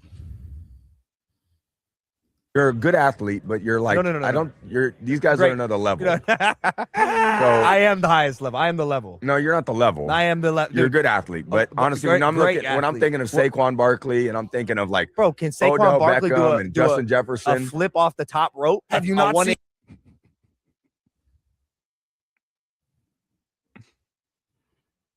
I would bet right now that Saquon Barkley could do a flip off the top rope. Right now. It gets funnier, dude. It gets funnier. We start talking about high school football stats. Oh God! Here in a minute. Moonsault jump off the top over rope someone's onto head. LA It's Knight. cute. It's a great. I love WWE. It's very cute. But honestly, this is like real football. This is real competition. I was an all-state linebacker. I rushed for 1,200. All-state linebacker. Okay. Good for you. You're good for you. I was all state too, bud. I'm not going out there playing that damn football game. Saquon rushed for 2,000 yards in the NFL. In the league. in the league, bro. Come on. Tom says like a geriatric woman. Yes, he does. He's the best at it too. The best. No one sits better. Nobody. A geriatric woman than Tom. Y'all give him unlimited ammunition. I mean, all these guys are kind of sitting pretty gay. I'm not going to lie. They all look like, yeah. They'd at least hold it in their mouth till the swelling went down. Yards, 19 touchdowns my senior year. Well, let's see what you can still bring it. I mean, look, we all had a great pass. I won 7 Super Bowl. Who don't gives a shit? You know what matters? This game, March 21st in Saudi. I'm glad you're going to be there, and I'm glad you're finally going to participate in like a competition that matters. This guy's insane. I love that this dude. And I already love Tom, but like the fact that he's always so damn competitive. No one gives a shit that I won 7 Super Bowls. The only thing that matters is the next game that we got on March 20, whatever he said. Absolutely, dude. That fucking mindset, dude. The Saudi flag football championships. Yes. Tom, the hell we doing with these glasses too, dude? Like, what are we doing? Jeez. All these, like you said, all these guys look rough in this, man. And they paid a bunch of money for them clothes. Those glasses probably cost more than my car. I would bet that right now. We're talking the Liberty? Hey, No, any of all my cars combined. Yeah, all of them combined. You might not be wrong. Those things can see the future or something. Yeah. Ugh. Hold on. Let me rewind this for a second. insane. The audacity of Tom Brady. I can't believe it. Wins 7 Super Bowls, thinks he can just go around and talk about his flag football game like it's going to be the Pro Bowl. First of all, he can. The Pro Bowl is actually, he won 7 Super Bowls. and Pro Bowl actually is a flag football game now. Watch this. It's going to be way better than that. I mean, I'm told. better than the Pro Bowl. Way better than that. And then Tom Brady after this tweeted out, I was having a good day, but now I'm pissed or now I'm mad because of what Logan was saying here, like saying that he's the standard. He's the most athletic. He's most pro. Now you got to remember, this is what the Paul brothers do. They're great salesmen. They got to hype stuff up. They got to create controversy. They got to get people to do. I mean, this is what they do, right? Yeah. That's what they do. They are good at that. They get paid for that shit. So then, of course, that clip goes viral. So then he does another one, right? He does another one responding to what everyone's saying online, right? You're a good athlete, but honestly, when I'm thinking of Saquon Barkley, you know, I love WWE. It's very cute, but honestly, this is like real football. Safe to say I'm the biggest, the largest. Been stepping up since my mama's. I gotta pause it. They're gonna hit me. Cool, dude. You can flip off a rope. Do it when a 300-pound lineman's trying to rip your head off. I wish they were playing this football game in full pads. God almighty. I would love to see somebody just crack back on that stupid motherfucker. Dude, speaking of Saquon, YouTube like brought up one of our old streams from last year. I Yeah. forgot we did a show on this about Saquon not being worried about the Madden curse. Madden curse might be back. He didn't get injured, but he didn't have a good season. Is it ever really gone anywhere? I mean, it kind of died down for a few years after who was it? Was it Mahomes that was on the Madden cover and then won the Super Bowl next year or something? People just don't realize that it's hard to have back-to-back. If you get on the Madden cover, it means you had one of the best seasons in the NFL the year before, if not the best. And it's really hard to replicate that. I think people read a little too much into the Madden curse. I got to verify this real quick before we talk about it. What up, some guy? Good morning, man. Fill for me for 20 seconds. You're good. He said, dang, I just got an ad during the live stream. First time that's happened. Okay. Alyssa likes Logan in the WWE. Okay, fair enough. I mean, the guy's a great showman. I mean, he definitely gets the clicks and things like that. Grass guy thinks the Madden curse is gone, man. You ain't wrong, Super James. Somebody drops one of them Brady passes in that flag football game. You better watch out. He's going to lose his mind. What are you looking for?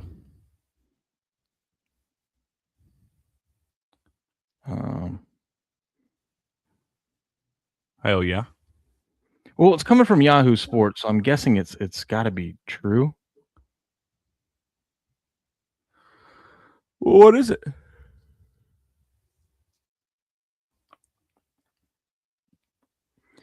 The NFL will have a Wednesday game to open the 2026 season with the Niners Rams in Australia being played either on Wednesday or Thursday as part of the opening weekend. Whichever day the game does not take place, the Seahawks home opener will be on.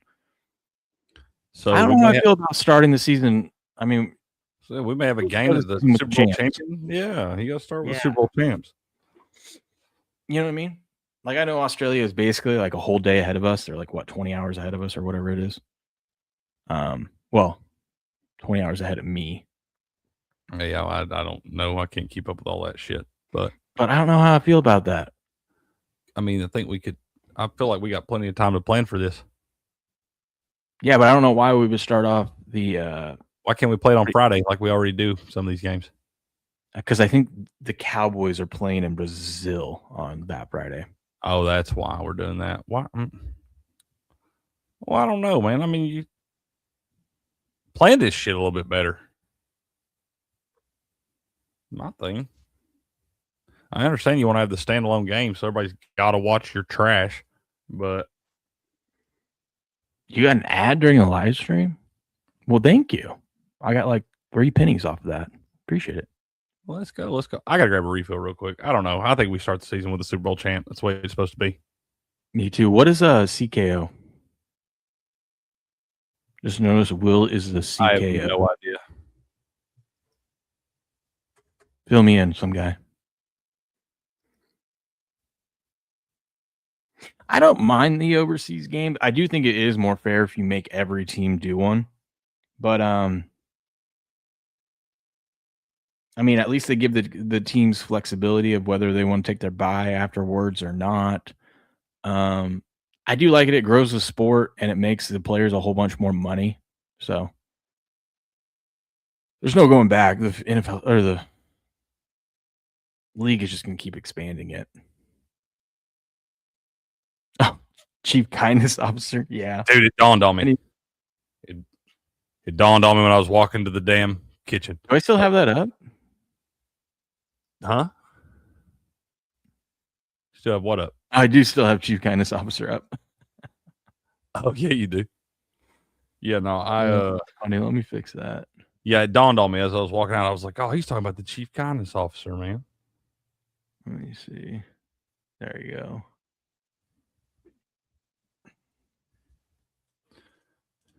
I think you should leave that up, dude. Think so? Yeah, I do. How about that? Most, bro. That's right, baby. That's right. Chief Kindness Officer. Thanks for holding me accountable. You're welcome. What else we got? Chiefs are hiring former NFL running back and current Oklahoma running backs coach DeMarco Murray. Hmm. They're making moves, man. Okay. Chiefs are making moves. I want to make sure I didn't miss anything before I move on to the next thing. I think I did miss.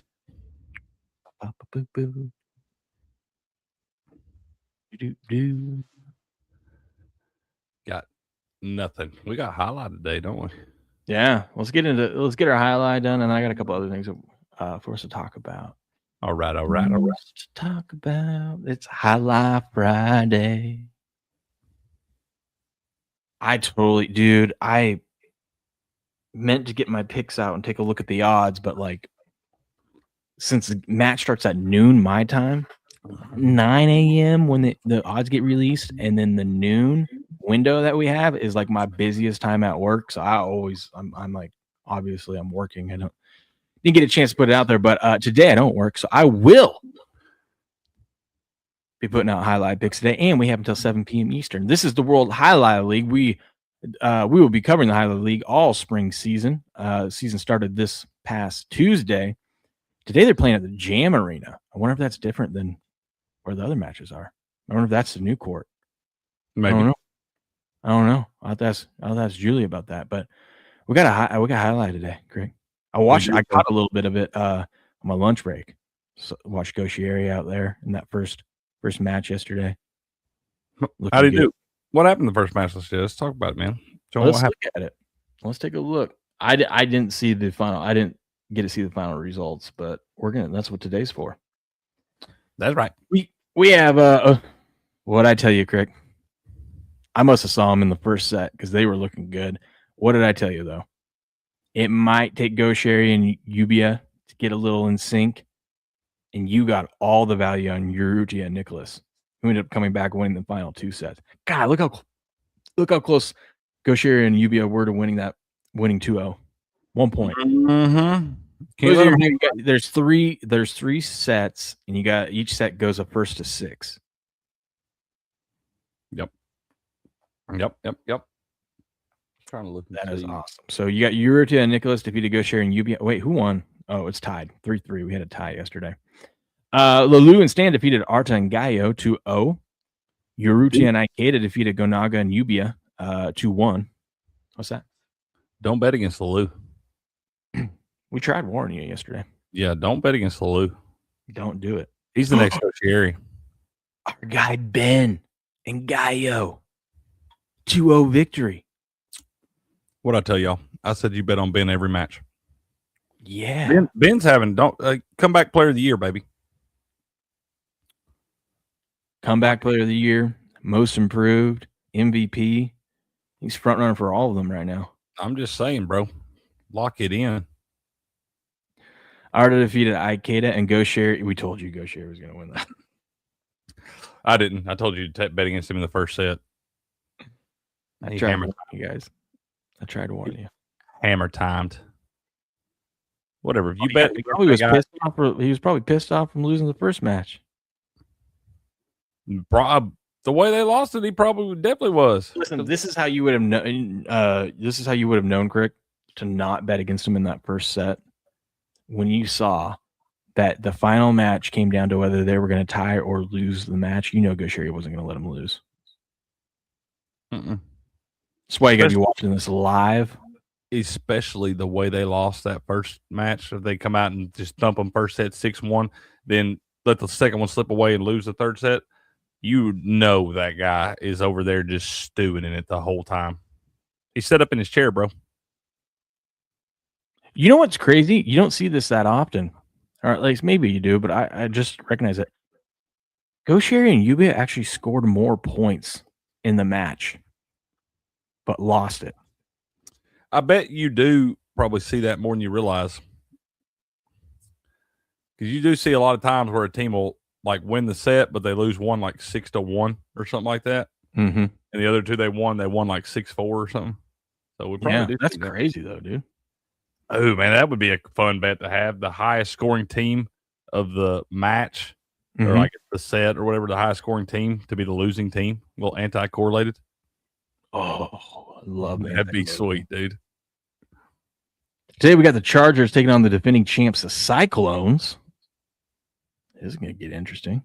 You can bet on this over at DraftKings Sportsbook, by the way, or if you're in the great state of Florida, you can bet over at Hard Rock Bet. You go over here to DraftKings, scroll down to A to Z Sports. Right underneath, hockey is highlight. You click the World Highlight League. Today, about 12 p.m. Eastern, the odds for the matches will be up, but they do have the season long who's going to end up being the champ. As you can see, the defending champs, Cyclones, are your favorite at plus 300. Chargers, who also are playing today, is plus 450. Okay. But here's what we got. Now that we've seen every team at least once, Crick, we're starting to get a feel for things. You know, we are. Y'all know this comes on, like Will told you earlier, this comes on tonight, 7 p.m. Eastern time. Tuesdays, Wednesdays, Thursdays at 3 p.m. Eastern time. Fridays, 7 p.m. Eastern time. Yeah, and if you like betting on sports with us, Jai-Alai has been, I don't think we've had a losing season yet. Like, we're pretty damn good. The odds are just so nice and so juicy. There's a lot of value in Jai-Alai. You do need to watch some of it, get used to it, get familiar with it, get an idea for who the players are and the big dogs are on each team. But there is a lot of value in Jai-Alai if you can. I would argue too, once you've got the hang of what, Jai-Alai and how matches work and whatnot, it's probably the best live betting sport. Dude, I love it, bro. I love it. And you don't have to go crazy on this, y'all. Especially, once again, I told y'all yesterday, if you don't understand it completely yet, you don't have to go crazy putting a bunch of units in. You can put your 10, 15 bucks in and have several different bets that are fun little bets. And that'll be the most fun you've had 3 hours watching something you don't know nothing about that you've ever had, man. I'm telling you. And once you get the hang of it and understand what's going on, this stuff's second to none, man, as far as betting goes. Well, once you start learning these players too, you'll figure out which players and which doubles partners are really good at coming back after losing the first set. And that if you just watch it and your guys lose the first set, then you live bet them to come back to win the next two, you're getting such good odds, over 5-1. So, dude, if you would have bet whoever it was that played Goscieri and them in the first match yesterday, if you would have bet them after they lost that first set 6-1 to Goscieri, you'd have probably got over 5-1 on your money for them to come back and win the thing, especially against the best highlight player on the damn planet. And there's a lot of y'all out there. It would have been 10-1 live. It might have been. It could have been probably like 850 or something. But a lot of y'all like to bet tennis and stuff too, man. If y'all like betting tennis, you will love betting this stuff. Yeah, check out some highlight tonight. We're going to have the Chargers and Cyclones tonight. We're going to kick things off with EJB and Robin taking on Jairo and Bradley. I imagine Jairo and Bradley are probably the favorites in this one. Probably, but I don't think it's big, man. I bet it'd be like minus 125, plus 105 or something, I would think, in favor of Jairo and Bradley. I'm going to go with EJB in 3. EJB and who's he with? Robin, I think was one of the new faces last season in the Highlight League that kind of burst onto the scene, man. Yeah. I like EJB and Robin in 3. We got a new person today, Edgy. Let me see real quick if we got a name up yet. Hold on. Teams. See if they tell us how to say it. Yeah. I'll forget it anyways, but it's your B-Day. B-Day, Macarena. Here we go. Some guy. Oh, young guy. Oh, the young guys coming in, man. I'm telling you, yeah, they are great names, bro. And that's Ichibide is SD's favorite highlight player. Okay, why can't I click? Maybe he doesn't have a profile yet. There's Robin, by the way. Okay. Julian. Yeah, Julian. Yeah, we like Julian. Our guy Julian's been on here with us before. Yeah, it doesn't look like he's got a profile yet. Well, dude, you got to be very, very careful betting against the new faces in highlight. You saw it last season with Lou and some of these young guys. Robin's another one. You got to be careful betting against the new faces that you don't really know about, and you usually get pretty good value on them. It's almost worth just taking the new guy and his partner for the plus money. Yeah, they won 2-0 the other night. Same thing when guys switch teams. You gotta like, yeah. That's another reason why we paid to go Sherry and them. yesterday was because they haven't really played together yet. If you want to know how to pronounce their names, so most of these will be all updated here soon, but you just go to click on their profile and then you click this little button right here. Zulaika. We say Zulaka, but it's Zulaika. Zulaika. Benny never corrects us on that when we say Zulaka, but he always says Zulaika. I know. Benny doesn't correct us. Our guy Benny's just cool as the fan, bro. Yeah, he's too nice. Edgy versus Julian taking on Jedin, our guy Jedin and Unda. Ooh. I think we go with the new guy. I am going with the new guy. I'm going with Eggy and Julian in 2. Okay. And Migarena and Hyro are going at. God, that's going to be a good match. I'm going to Migarena. I feel like Hyro got one this week against the new guy. Kind of put him in his place. Let him know that the old dog here. He's been around the block a few times. Knows a few extra tricks. I'm going to Migarena. Hyro in 3.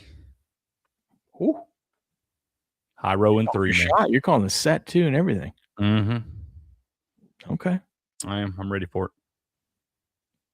Zulaika. I don't even know if I'm saying that right. I still don't think you are. I don't think I am either. And I just clicked his name. Going back to Zulaka. Zulaka and Manu. Probably Manu. Manu's going to be favored. That's B-Mac's favorite highlight player, man. He loves him some Manu. Manu 2-0. I'm going to go with Zulaka for the upset. All right. Got to after getting his name wrong all these years. So yeah, he's probably not going to do well for you today because you can't say his name. I'm picking him. I'm backing him. You know, I wouldn't even put my cest on for you. Looks at the camera. That's for you, Will. Yeah, take that, game on. You won't even have me on your podcast. Zulaika, you're welcome anytime, sir. Robin and Bradley today. This one's going to be interesting. I got to go with my guy, Bradley. We love our guy, Bradley. Who's he playing there? Robin. Ooh, dude. I don't know. I'm intrigued about this match, so I'd like to watch this one just for some research, some study for future bets there. I'd like to see how these guys fare against each other. I don't want to bet against my guy, Bradley, though. I do think it's going 3 sets. Dude, I love that we end all these matches with a banger. They put the best match possible last, which is how you got to do it. Absolutely. The highlight people do it right, man. Oh, we got Zulaka and Migarena taking on Inaki and Manu. I don't even know. I'm going to say 3. This goes 3 sets. I'm going to play it safe. I'm going to take Zulaika and Migarena in 3. Zulaika? Is that how you say it? Zulaika. I was saying Zulaka and Zulaika, but Zulaika. Zulaika. Yep. Zulaika, long time. Zoo like that? You like that? Oh man. You know what we don't really look at that much on here? Betting wise. What's that? We never bet the team to win. But you can bet which team is going to win today. Or you can bet the tie. The tie is where the money's at. And that's came through the last 2 days on the tie, y'all. Yeah. Right now, if you go look at it on DraftKings, you're only going to have the winner, like the winner of the league for the season, like your champion. You're only going to have those odds up. But go back and check it about 3 hours before. Like I said, on Friday, it starts at 7 p.m. Eastern time. So look at that about 3:30 or 4 p.m. Eastern time, and you'll have all the odds listed. You'll be able to pick the team you want. You can pick individual matches, sets, all that stuff. That'll be about 3 hours before it gets started.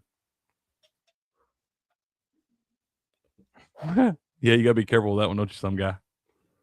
This is on ESPN3, FUBO TV, or their YouTube channel. Links to all of that and their website is in the description of the stream. Go check out the World Highlight League. Chargers for Cyclones tonight at 7 p.m. Eastern. I'll be tuning in. You should be tuning in too, because I'm telling you, this thing is a great sport to not only watch, but great to bet on. And we love winning bets. Kind of what we do here. That's what we do here, man. Boo. Yeah. That's right, baby. That's right. It feels good to have Highlight back in the fold, sir. Oh, it does, dude. And it was perfect timing right after the Super Bowl. Mm-hmm. God, I want to sit and thinking like, man, what are we going to watch? What are we going to bet on? What are we going to do? Highlight came through. When has highlight not come through for us? It never, not once has it not come through. It always comes through. That's what I'm talking about. You got any other stories or something that you've been looking at? Let me see, man. Let me check and see what's going on here. I'm in no rush this morning. We got all the time in the world. Let's see. We talked about LeBron, his oldest triple-double. Longtime fugitive nabbed trying to attend the games. Slovak fugitive caught when he tried to watch Olympic hockey. Says a Slovak. That is a diehard guy. That's what I'm saying. That guy loves his hockey. He says a Slovak fugitive who had been on the run for 16 years was finally arrested when he turned up in Milan to support his national ice hockey team at the Milan Cortina Winter Olympics. The 44-year-old man, who was not named, was wanted by Italian authorities for a series of thefts committed in 2010, bro. Holy shit. Damn.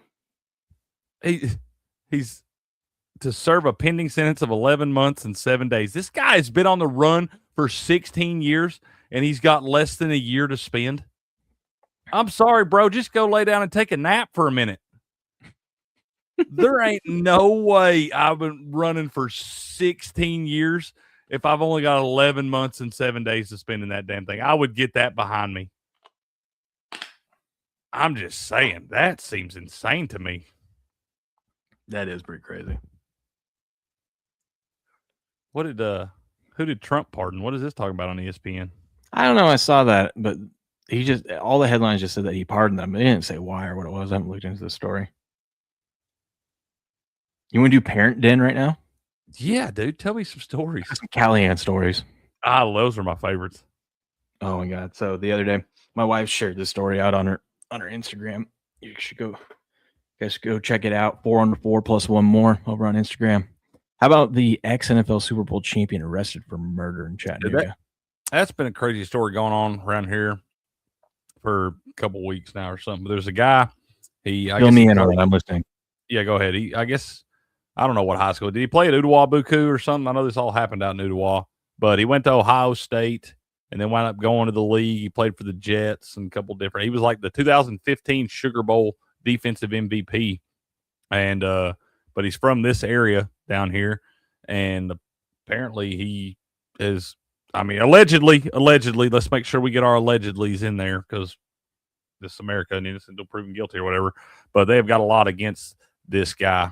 He called the authorities. They got over there. He tried to say that she slipped in the shower or something, but apparently there is a lot of evidence, allegedly, a lot of evidence and stuff that tells otherwise. The house was real messed up. She's got this young lady had stab wounds and stuff. She had stab wounds on her leg with no cuts in the pants. So they were trying to say, those pants were put on afterwards.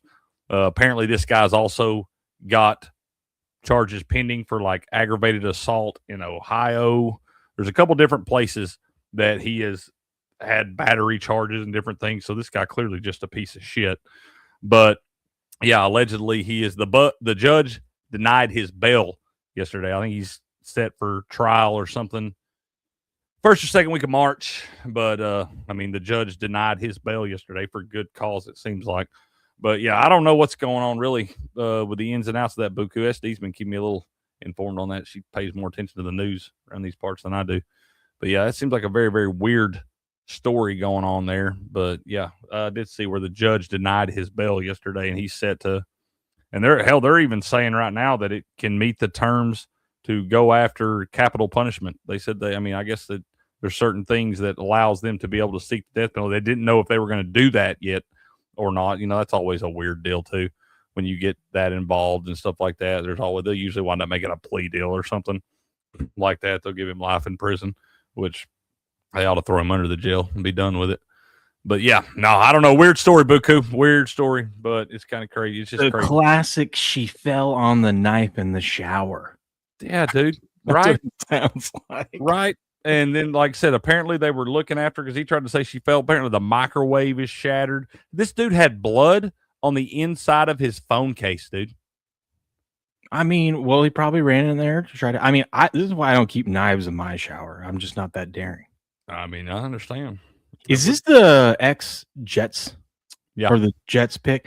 Oh, it's that guy. Okay, yeah, I saw that story, but we pulled it up briefly, but I haven't read into it. So that's that guy? That's that guy, yeah. And they had his bail hearing, I guess, here in town yesterday, and he was denied bail. I guess he's supposed to be in court on like first or second week of March, like March 9th or something like that. That they're supposed to do that, but they're saying that they could still pursue the death penalty in this case. Yeah, he's probably gonna get it. Well, you deserve it, you piece of shit. I'm gonna allegedly say he's guilty as hell. That's what I'm saying. If you did it allegedly, all that shit, and cross the T's and dot the I's and all that shit, but if you did all that, why are we wasting taxpayer dollars feeding this motherfucker for the next 30 years? He was a Super Bowl champ with who? I don't know. On the Jets. Who said he was Super Bowl champ? Super Bowl champ. Okay, Buki said that. Okay, I don't know. He played. Only played with a few different. He was the 2015 Sugar Bowl defensive MVP when he was at Ohio State. Damn, I do know that.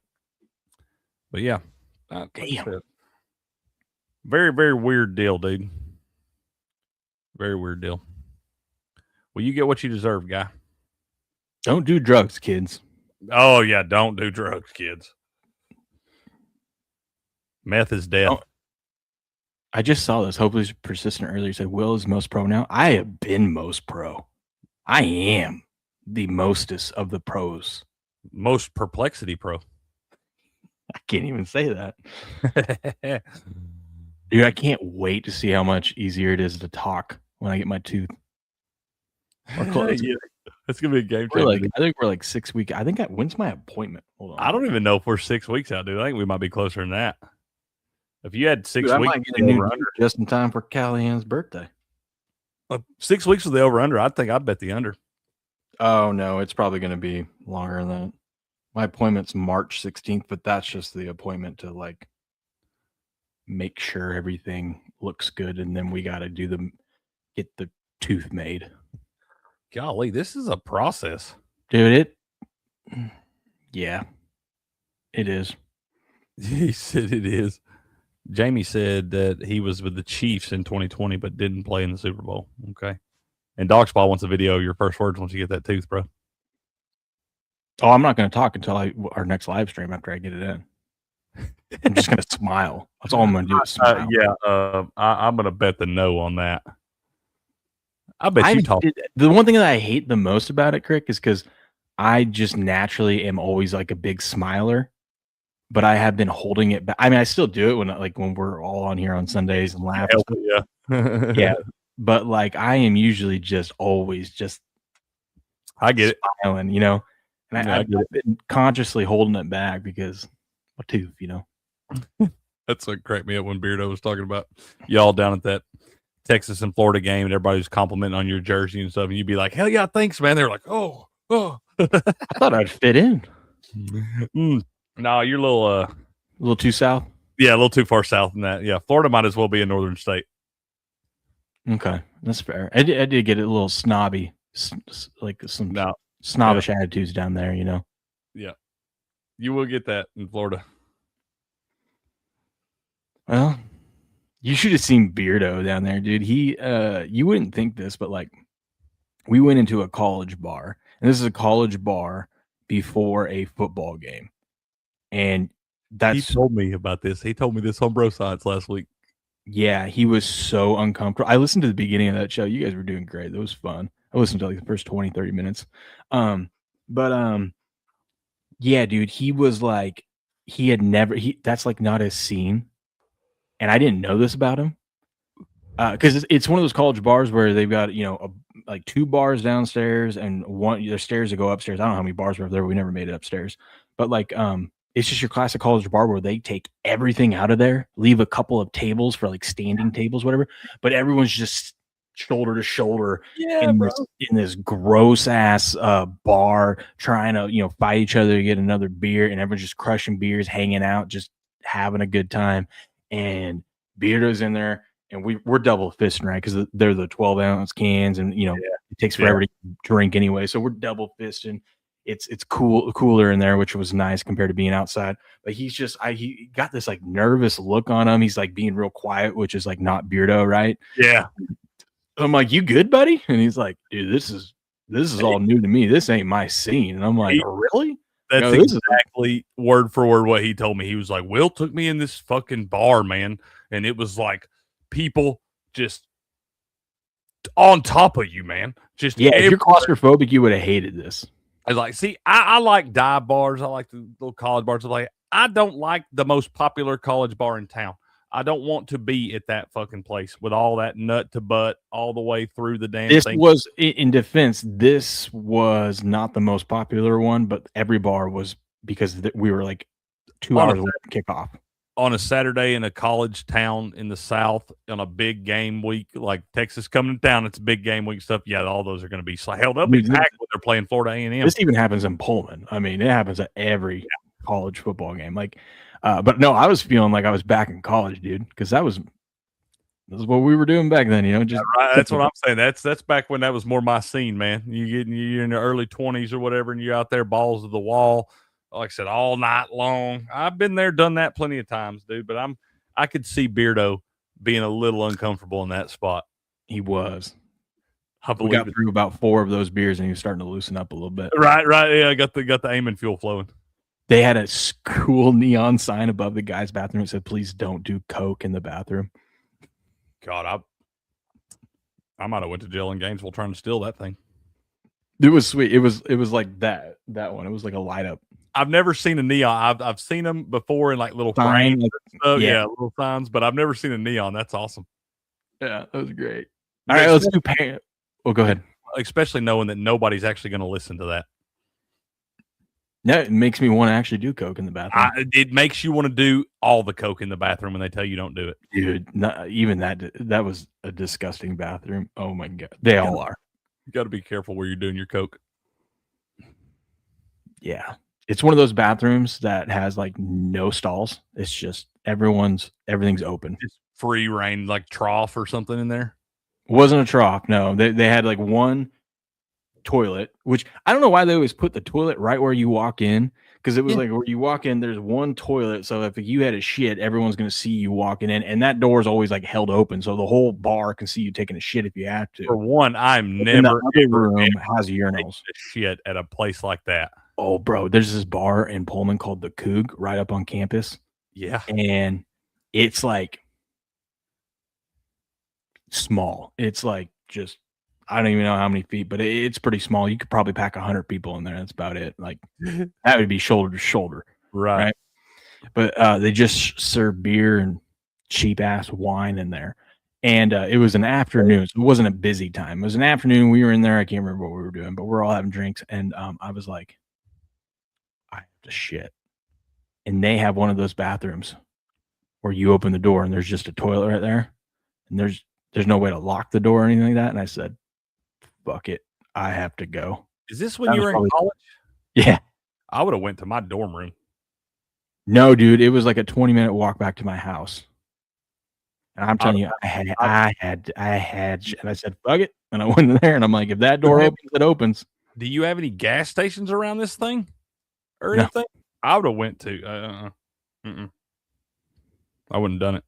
No, it's up by campus. There's nothing up there. I'd have seen y'all in about an hour. Nope, I did it. I said, fuck it. Real American hero, dude. Fastest shit I've ever taken. Of course, Jamie, you have to be careful where you do your Coca-Cola. 100%. Yeah. 100%. They're big health freaks down there. They don't want you drinking all that sugar. Beer's okay, but the Coca-Cola is too much, you know? Yeah, that's why you're pushing it then. I think secretly they have a Pepsi contract is why. That's probably exactly what it is, dude. Yeah. Yep. Tell me about Cal, man. All right. On this episode of Parent Den, we're going to talk about my 3-year-old because he's a savage. Funny as shit. So apparently, this is this is secondhand from my wife because I wasn't here, but so in our house, I'm down here on the main floor. The only room down here is this room, my office. And then you go out here, you've got the kitchen, living room, all that kind of stuff out there. And the upstairs has all the bedrooms and whatnot, and the washer dryer and stuff like that. So we have one bathroom down here, the main bathroom that everyone uses. And we got 2 upstairs, one in the hallway and then one in our master bathroom, right? So obviously the boys are always playing in here and whatnot, and everyone just while we're down here, everyone uses that bathroom. Well, apparently the other day, Cal kept going upstairs to go to the bathroom. My wife's like, "What? Why are you going upstairs?" So she noticed it. And when I say bathroom, I mean he had, when he takes a shit, he'll pee down here. Right. He has to go take a shit upstairs. Cal's like me. He's gonna go back to the dorm room. Yeah. Okay. So he goes upstairs, and my wife keeps asking. She's like, "I don't care as long as you're going. Who gives a shit, whatever." But she just asked me. She's curious. She's like, "Cal, why don't you just go potty down here?" He's like, "I can't, Mom." She's like, "Why?" Like, that's Ace's bathroom. All right. I need my own space. Look, I respect this opinion. 3 years old or not, I 100% get it. It's so funny that we led into this with the story before this, but I 100% support Cal's decision in this. He's like, "I need my own space, Mom. That's Ace's space. I need my own space to go potty." She's like, Dude, "Okay." I want to lock 3 doors and turn the fan on as loud as it'll go. He goes. And I was like, "Okay, but you can just go down here. I mean, this bathroom's for everyone. It's not just Ace's." And he's like, "But Mom, that bathroom's boring." I have absolutely nothing to do in there. What's so special about the bathroom upstairs? Why is it so nothing? It's the bathroom that my oldest daughter uses. There's nothing for him in there. At least in this one, he's got books. Yeah, he in there playing with straighteners and stuff, man. Well, he's in there playing with all that crazy boring, Mom. Yeah, it's boring, Mom. It's no fun for me. I'll tell you, that kid is awesome. God, I know. I was putting him to bed last night, and he told me we talked about 20 different topics in about a 3-minute span. Oh, if you got to 3 minutes, man, I don't even think you got to 3 minutes. I bet. I know how them young kids will do. Squirrels and stuff, especially when they're tired.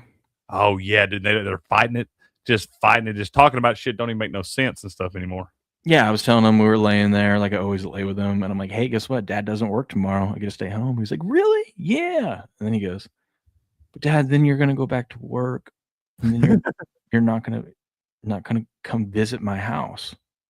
And I'm like, What do you mean? I visit this is my house too. Yeah, I visit your house every night when I go to work. Yeah, and I'll let you live in my house. You're gonna live in my house for 15 more years. Dad, you're not gonna visit my house. You can go work and not visit my house. I go, "Well, that is not until Monday, dude. I'm trying to tell you, I got 3 days off. But Dad, you're not gonna visit my house. You go to work." I'm like, "Okay, dude, whatever you're saying." Okay, fine, dude. I guess I'm not invited to your house. All right. And then he's like, "Ace wants to be 34 like you. He wants to be big and 34 like you." Big and 34. Because then we got on the topic of doing the show in the morning. He's like, "Are you going to do the show when Ace and I go to sleep?" I go, because for some reason they can't register that I do the show in the morning, not when they go to sleep at night. No, they just think, yeah, you're just up all night. I'm up all night just talking with Cricket. Yeah, that's what they say. We're just hanging out all night. God, kids' brains are so funny. Drinking all the Coca-Colas. All the Coca-Colas stay up all night long. Yeah, and so he's like, "Are you going to do that?" I go, "Yeah, I'm going to do the show in the morning." He's like, "Yeah, but Ace wants to be 34 and big like you, so he can do the show with you." I'm like, "Well, when you guys get older, you can do the show with me." Yeah. And he's like, "But I don't want to get big. Ace wants to get big. I don't want to get big." I ain't trying to go nowhere. I'm like, you stay your size as long as you want, buddy. I'm fine with it. As long as they'll let you, bro, stay that size for sure. He's like, "I'm pretty good at the way it's going right now." The conversation last night just went all over the place. I was like, Jesus, this kid. Those are fun, man. I'll tell you, that kid, I would have loved to have seen him come out when you had the hole in the window and just be like, "Oh, what the hell?" That's my favorite, dude. It was the hand motion. It was like the guy that throws his hands up and then stands there with both hands on his hips, like looking around, like what the fuck we got going here. And I'm with you. I 100% after that. The more I thought about it, I was like, golly, he slung a rock through that thing or something. He just played it off. He looked like Michael Keaton and the other guys. When he's in the store and he's just in there. He looked like that. I'm like Michael Keaton from the other guys, just looking around like, what the heck? Once again, y'all, he's 3. His kid is awesome, dude. Yeah, his birthday is the end of next month. Crazy. He's gonna be 4. Just crazy. But I'm pumped. I think I'm gonna I always take my kids' birthdays off and hang out with them, of course. Yeah. Especially at this fun age. But I think I have to take 2 days off because we're pumped that the new Mario movie, it comes out the day after his birthday. Okay. I want to take the boys. Let's go, baby. The new Mario movie. That'll be cool. Yeah. Well, good stuff, man. Good stuff. Ace is already planning what he's going to order from concessions. I get weirdly giddy when you tell me you have a cow story. I'm like, let's go, bro. It doesn't disappoint. I'll probably have another one next time we stream together. I started to say, this boy's wide open all the time. Ace is funny too. Cal just seems so much more like don't give a shit. Yeah, he's 3. Like, I feel like Ace would be one of those that like wouldn't want to hurt your feelings. He kind of lets you down easy. So like Cal be like, nah, bro, this is the way it is, and you're gonna like it. Yeah, Ace wants to tell you a story and explain things. Cal just wants to talk. Just wants to be heard. Yeah. Don't even really care what he's saying. And doesn't register what you say back to him.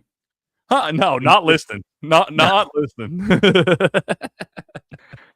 That's why I always like when he goes on those rants, I just hit him with a yeah, and he's like, yeah, you get it. Dad gets it. Yeah. Kind of like gives me the good talk, Dad, and slaps me on the butt when he walks by. Like good talk, champ. Appreciate you. Yeah, good talk, champ.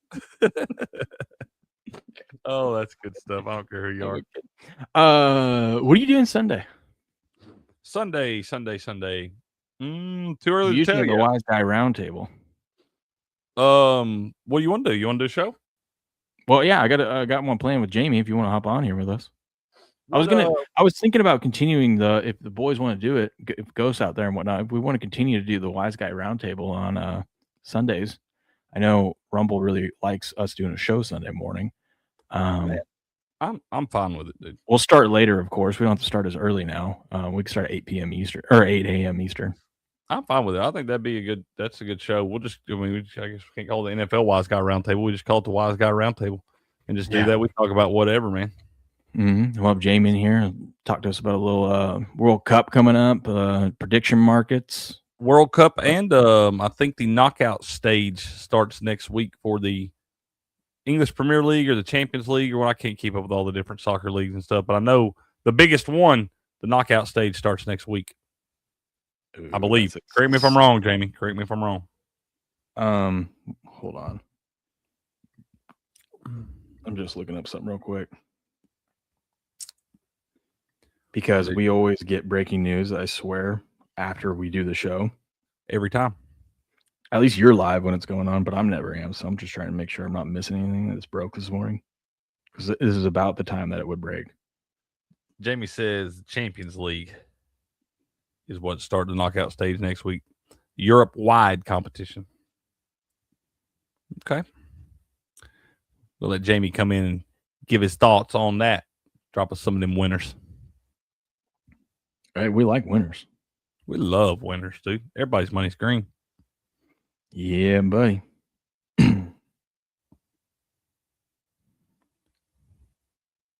Dude, we are getting insane with some of these records in the NBA. Yeah. Listen, Nikola Jokic is the only player in NBA history to record 1,000 points, 475 rebounds, 400 assists, 250 made free throws, 75 made threes, and 30 blocks before All-Star break. And he missed 16 games. I started to say he didn't even play all the games. Yeah, but when you have to add 5 stats into one, what are we doing? I mean, for one, I'm like these stat people. God, is there anything this guy can't do? Joker? No. See, this is what AI was created for. Like, this is the good stuff of AI. Hope there's no sound on this. Oh God, I know where this is going. Look at the Don out there, man. Look at him, bro. Against Team Canada too. Fantastic. Look at him. Just red, white, and blue skates. Yeah, tell him, Super James. What? You read it. That's how the college career stats would be if you let him play 6 damn years. I would like to see an athlete do that. Give him 6 years, they won't be able to do it. Good morning, Big Bill. How you doing, man? Good morning, Big Bill. That's right. America. Did you see the AI one of the other day? I didn't retweet it, but where it was Trump crossing up LeBron. Yeah. I did see that one. Yeah. That was actual footage. That one was funny. See, that's what AI is supposed to be for, right?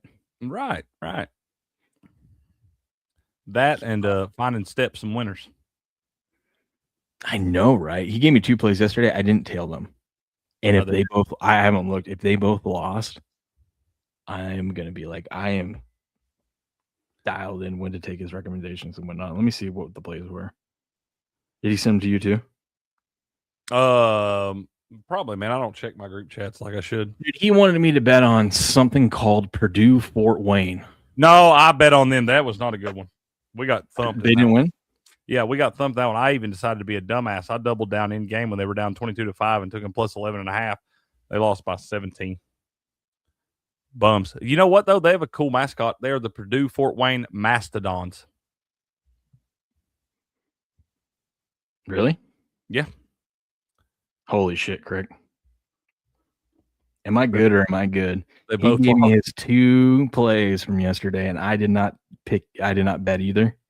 It was the Purdue Fort Wayne loss, and then he had under 137 in the Memphis North Texas game. They scored 145. Is that who they played? Was Green Bay Ghost? Hell, I thought you were on IPFW. I thought that's the only reason I even looked at that damn game. Is that one or no?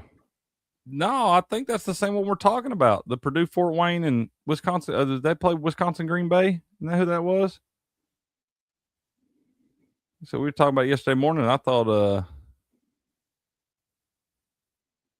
let me see. You know how lame Seattle is? Tell me. And the reason why I left that damn state? The Seahawks obviously won the Super Bowl. They had their parade on Wednesday. Yeah.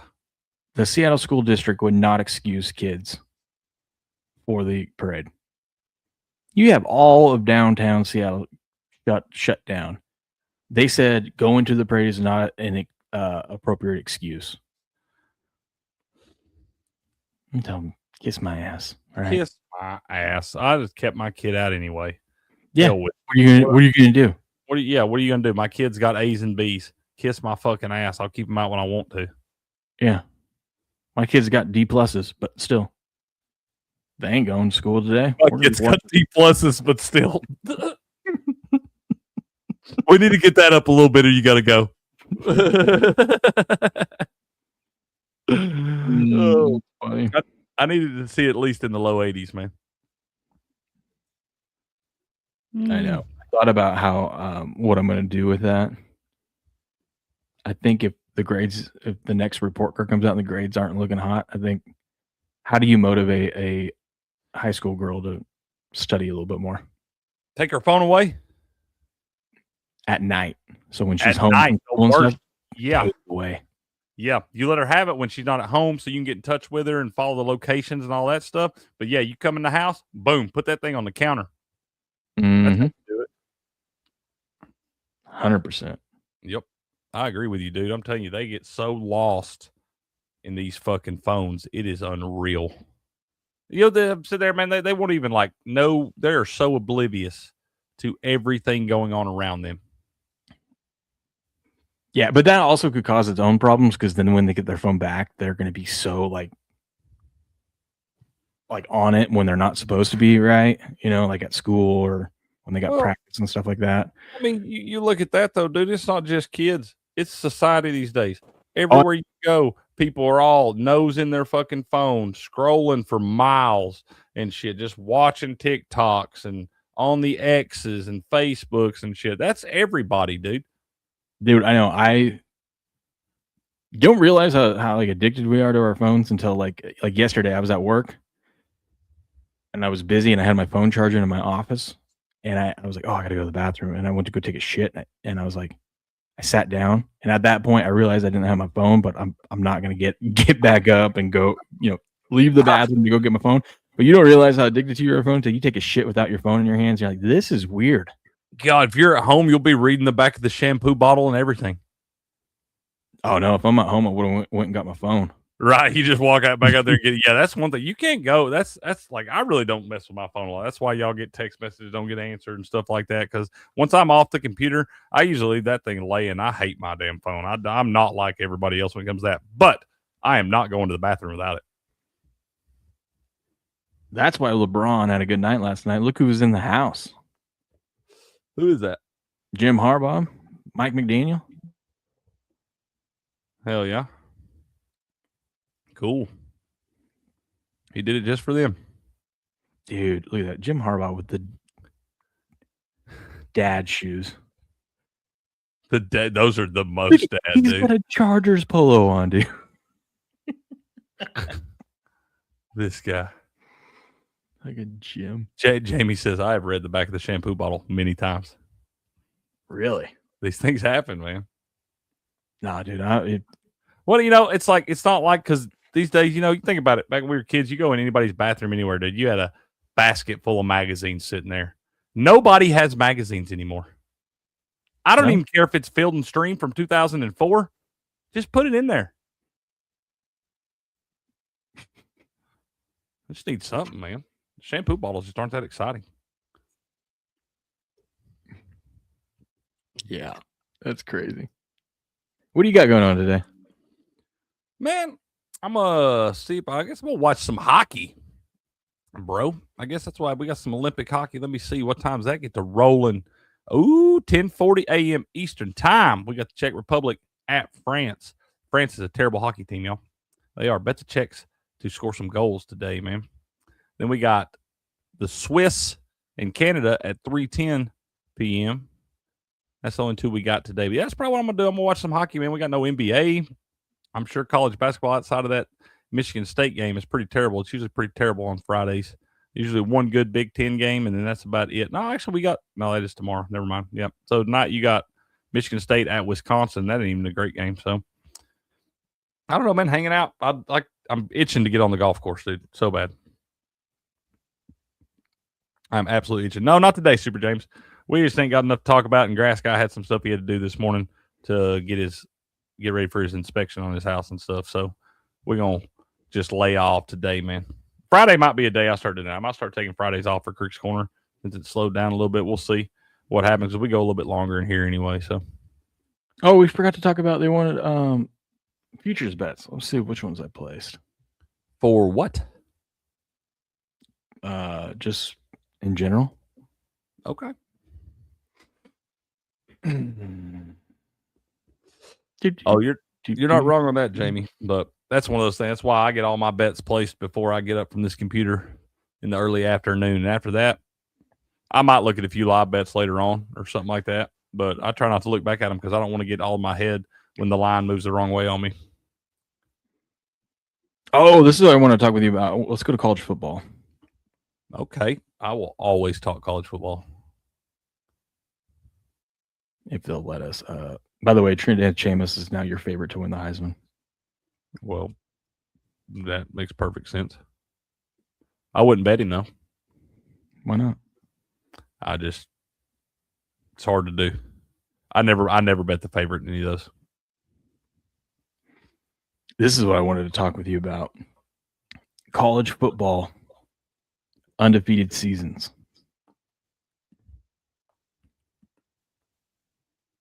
Notre Dame is in Texas Tech are your favorites at 32%.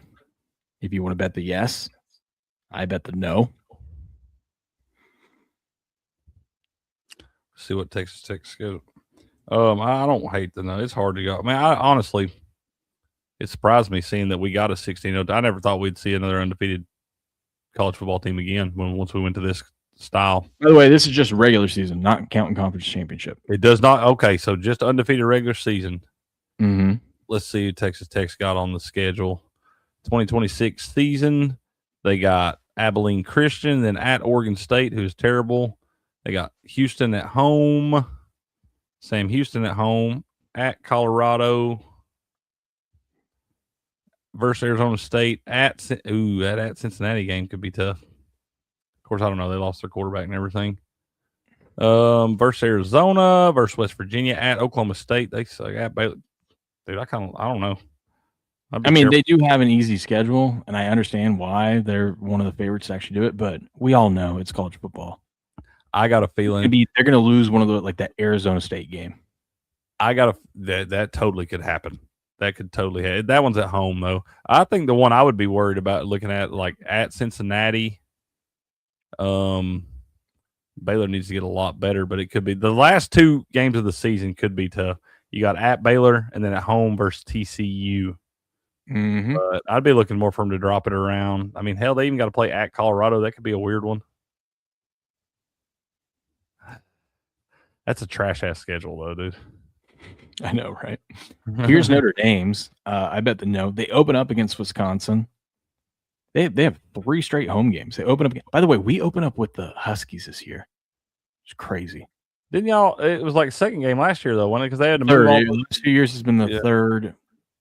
Because they had to move September with all the damn conference realignment. They've had to move all those end of the year rivalry games up to the front of the season now because nobody's. Did you hear what the Pac-12 was going to do for their scheduling? Huh. So they have 8 schools, 9 technically, but Gonzaga is not going to have a football team. So for football purposes, there's 8 schools. So you'll have your out of conference play, and then you're going to play everyone in conference, but you need that 9th game. The last week is all flex. What do you mean? So like before the season, they designate the 4 home schools and the 4 away schools, and you won't know until we get to the end of the season who's going to play who that final week. And I kind of like it because that way, that's kind of cool.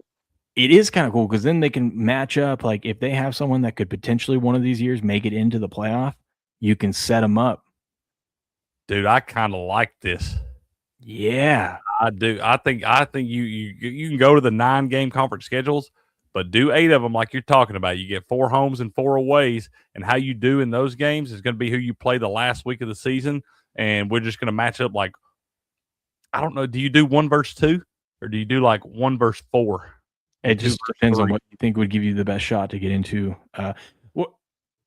So I think there will be a lot of 1 versus 2, but also what they're doing is like, so say Washington State played Oregon State in Corvallis. If they get matched up in that final week, it would be in Pullman. You're going to do a home where whoever the conference thinks like, okay, we want to see that game again, but this time we're going to do it on the other home field, which I like too. I think that's a pretty cool idea. For as fucked as the Pac-12 has been for a few years now, that's actually a pretty cool little idea, man. Yeah, no one else is doing it either, so we're going to be the only ones. I don't hate it. I'm excited to see how that works out. Speaking of all that kind of stuff that's moved, and I'll get to your question in just a second, Matt Guy. But how all it says, did you see North Dakota State's going to the Mountain West for football or whatever? No, I didn't see that. I'm pretty sure I saw that like yesterday or something, which I felt like that was kind of North Dakota State should have went to the Pac-12. They should have too. That's what I'm saying. They'll just go beat up on everybody in the Mountain West too. Let's see. Mountain West. North Dakota State's agreement with Mountain West includes spending clause. So yeah, that's going to happen. That's what I'm saying, man. You should have took both those Dakota State teams and put them in the Pac-12. The Pac-12 is not too. I mean, we have Boise in there. For what? Different. I see the Nathan's bet and Ace been my bet. We see the bet. Oh yeah, You did that. you did that, huh? You did that. And last day is 1 day. 1 day, Valentine's Day. Day. 1 day. 1 day away. I guess he's slipping Ace's bet. Ace slipping his bet. Okay. You wanna say hi? Hi, he said. You want to say What's hi? up, boys? You say hi. Wide open, bright-eyed, and bushy-tailed. What's up, bro? He said hi. Yeah. Here's Notre Dame's schedule though. Wisconsin. They're home against Wisconsin, home against Rice, home against Michigan State. Yeah. Hi. I'll say hi. Hi. That'd be so funny if they dropped that opening game to Wisconsin. Just cash that ticket right then and there. Then they got to go to Purdue, go to North Carolina. They got to take on Big Bill. Year 2, Big Bill. Then they're home against Stanford. Here's the one where I think Notre Dame's going to have a little tough time. At BYU. I don't know what's going on at BYU. I know one of their best. I know one of their best players is going to be in prison. Yeah. Well, I mean, allegedly. So at BYU, home against Navy, and then they're home against Miami. They could lose the Miami game. Oh yeah, could. Home against Boston College, home against SMU, and at Syracuse. So I mean, they don't have like a USC. They don't have like one of those big dogs. But I mean, BYU, Miami, plus one of those random games they could slip up on. I like the no on that one better than I like the no on Texas Tech. Yeah. The other no that I bet was Indiana. I mean, everyone's going to be gunning for them. I mean, yeah, that's what I'm saying. I thought this year was the year for regression on them, though. But it is hard to. I don't know. It's hard to bet against Kurt Signetti right now. Yeah. Yeah, it's hard. Outside of that, there's no other good value because you got to lay like 90 cents or more to bet the no. So there's no real good value. One team that I am looking at to bet the yes on, you get 10-1 that they go undefeated. Ohio State. That's never a bad bet. Now,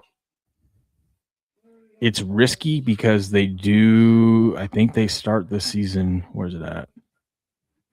I think they start the season. No, they don't start the season there, but their second game of the season is at Texas.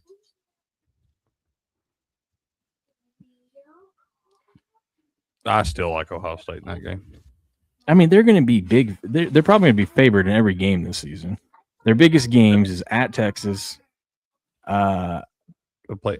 Is it at Michigan or they're home against Michigan? They're home against Michigan this year, yeah. And they're home against Oregon. They play Indiana? At Indiana. God, I can see right now I'm going to have a 5-unit play on the Buckeyes against Indiana at Indiana. They do have a tough stretch, but it is later in the season. They go at Indiana, at USC, home Oregon. This is a tough and stretch. they have to go to Iowa, but I feel like they're going to handle Iowa. They probably won't cover, but yeah. But I mean, at 10-1, I mean, they're going to be favored in probably all these games. Oh yeah, I would think so. But except they probably won't be favored in the Indiana game. If Indiana's still undefeated and champs still ain't and all that, they'll probably be like -2.5 for Indiana or something. I don't think Indiana's going to be undefeated at that point, though. When is that? What week? That is week. It's the 7th game of the season, so week like 8 or 9. Yeah, week 8 or 9. That's fair. Indiana might be Indiana might be undefeated. Dude, what is up with all these trash schedules? Here's Indiana's schedule. North Texas, Howard, Western Kentucky, Northwestern, Rutgers, Nebraska, Ohio State. They're 100% undefeated when they play Ohio State, dude. Yeah, Probably, but like they wouldn't have played anyone yet. So that's going to be their first test is getting Well, that's the thing is nobody will know because they'll win all those games by 50 damn points. Yeah. So, math guy, I like Philip Hronik for first goal in that game, and I also like Philip Hronik 2+ points at +155 in that game. That is what I like in that one, sir. But yeah, I always think it's a good bet on pasta, man. I never hate that. And right now, Will, I want you to know I just bet 50 cents on Joey Logano parlayed with Tony Finau. 50 cents to win 165. Okay. Yeah. Oh wow. It'll probably be a transfer. I'd have to look at the transfer portal and stuff, Ghost, but the favorite team in the SEC to go undefeated is Georgia. They are about 7-1, but I don't know how you could take any SEC team and bet them to go undefeated. No, that's not going to be a good bet anymore.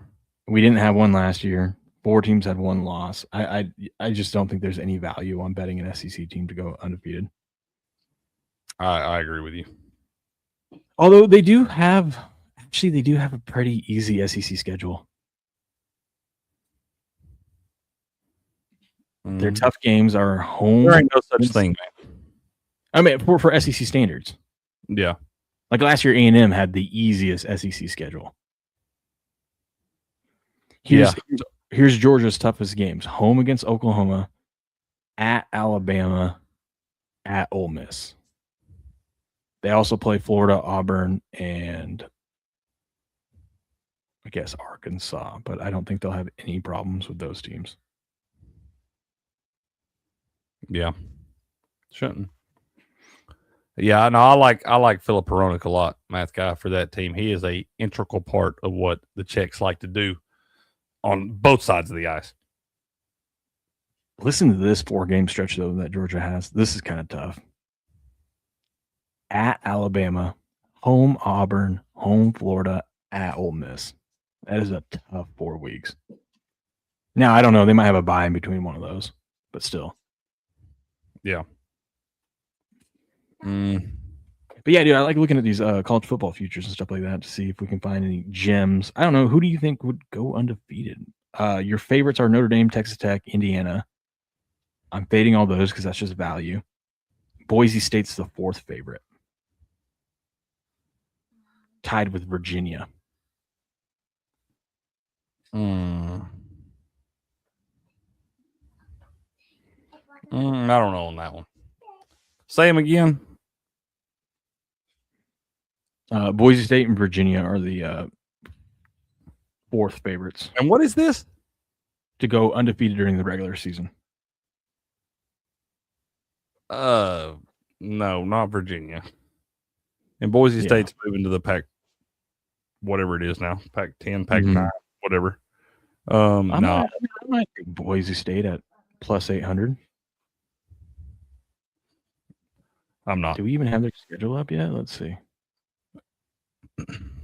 I know the Coug schedule is that we only have our first 3 games scheduled. We don't have the Pac-12 schedule out yet. So I'm guessing that's Boise State. No, Boise State's got their schedule. Here's who Boise. Never mind. Boise State's not going undefeated. I saw the first game of the season. Who is it? At Oregon. Oh, yeah. No, don't do that. What the hell? Yeah. WCU is going to Arizona next year, or is hosting Arizona next year. Yeah, Folsom. This is going to be a fun one. Mm-hmm. Good morning, Folsom. No, there's some good futures bets on here to go take advantage of on Kalshi. Mm-hmm. They have the college football playoff qualifiers. They do. Dude, I think there's some good value here. I mean, you can get Ohio State to make the college football playoff at 80 cents. That's like free money. Yeah. They got their quarterback coming back. They got the number 1 wide receiver. Nasty defense. Yeah. You can get Texas Tech to make the playoff at 71 cents. How do they not make the playoff with that schedule we just read off? Crazier things have happened. But I'm kind That's of how with you hedge out of that, because you could hit both and still win, but you take Texas Tech to make the playoff, but to not have a perfect season. I don't hate it. All right. Yeah. I don't hate it. A little anti-correlated. Yeah, I mean, it happened this last year. They lost one game but made the playoff.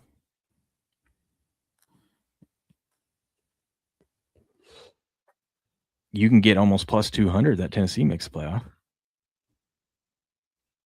Plus 200? I don't like that. No. How's your guys' schedule this year? It's tough. It's really tough. Y'all ain't seen it? We play like Texas, LSU. We don't play Florida or Georgia for the first time in my lifetime. But we play like Texas, LSU, Texas A&M. It ain't easy. And I tell you what's going to be rough. We got most of those teams at home next year. But in 2028, it is going to be a brutal schedule for my balls because it like rotates years. Mm-hmm. Like 2026, you play all the teams you play in 2026, you'll play them on the road in 2028 and vice versa, 2027, 2029. But the 2028 schedule for my balls is going to be rough. I think I found a plus 300 to make the playoffs that we should consider. I got to see what their schedule is, though. Hold on. Trying to find them. There they are.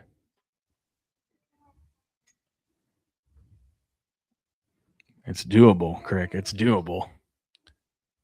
His first year as head coach. Virginia Tech. I mean, he poached a bunch of them damn. He poached a bunch of guys, and they opened up the checkbook, and we've seen teams turn around in one season. I'm just saying, you got a great head coach, and it just would be the perfect story of like a big FU to Penn State, and their schedule's not bad. I mean, difficult wise, you got to go to Clemson and Miami, Crazier thing, and SMU, I guess too. That'd probably that'd be the tougher one. I'd be more worried about that one than damn. I mean, would you be surprised though seeing Virginia Tech in the ACC championship game? I would. No. Plus 300 action. Yeah, no, I wouldn't blow my mind. Yeah, it wouldn't blow my mind seeing all the recruits and stuff they got in there. And here's the thing: if you buy in now, it's going to go up, because if they are a good team, they're going to be undefeated going to this Clemson game. Like, they should beat all these teams if they're good. So by the time you get 1, 2, 3, 4, 5, 6, 7, you're 7-0. You're not going to be plus 300 to make the playoffs. You're going to be shorter odds than that. So you could even cash out before that Clemson game. Yeah, that's if you do it on Kalshi where you can cash it out anytime. For sure. Don't forget about your future. We're doing the futures pick right now. So with 3 of them that I did, I bet I took the no over on Kalshi on. Now these aren't going to be sexy picks. Okay, they're high odds, but I think free money, like a savings account, right? But I took Notre Dame, Texas Tech, and Indiana, all 3 separately, to not have a perfect season next year. Okay. I placed a bet on Houston, the Rockets to come back and win the South Division, win their division. Where are they at right now? They're at 13 cents, and they currently are.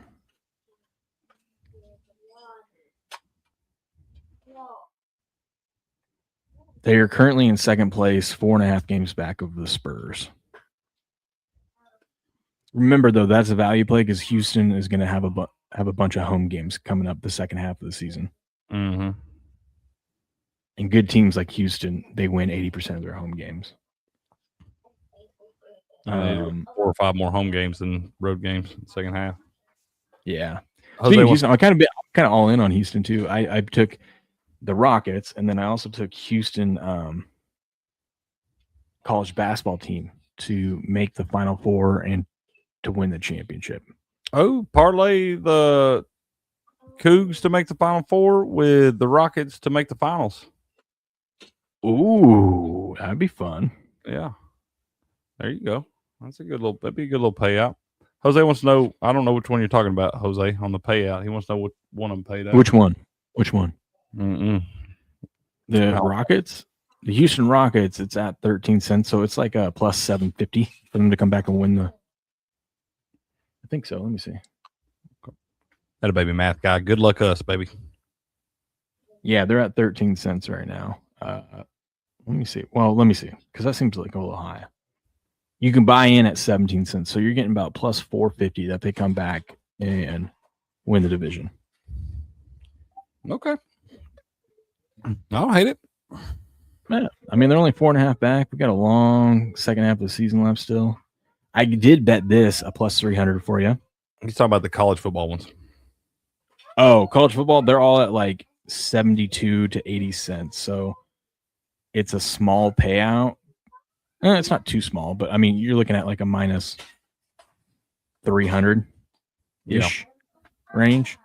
But it's just one thing that I'm going to add to all off season. So like from now until college football starts, just add a little bit here and there to it.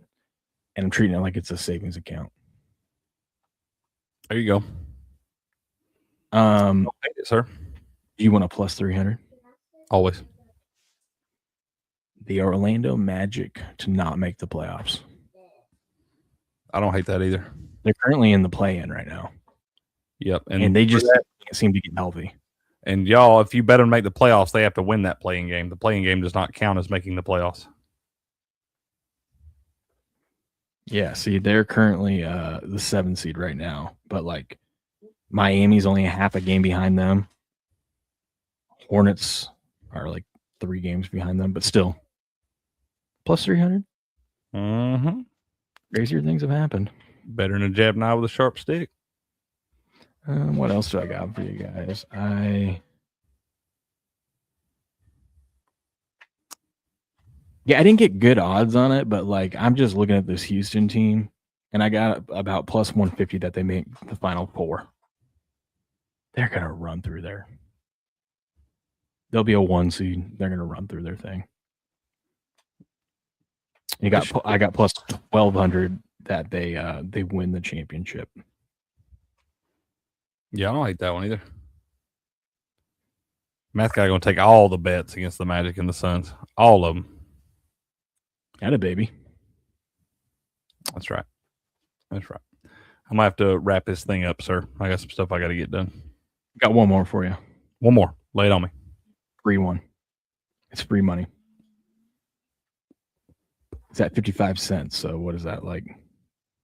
Minus 115 or something. Something like that. Max Crosby does not stay with the Raiders. I don't know about that one, man. It feels kind of like a Giannis bet. I think he's gone.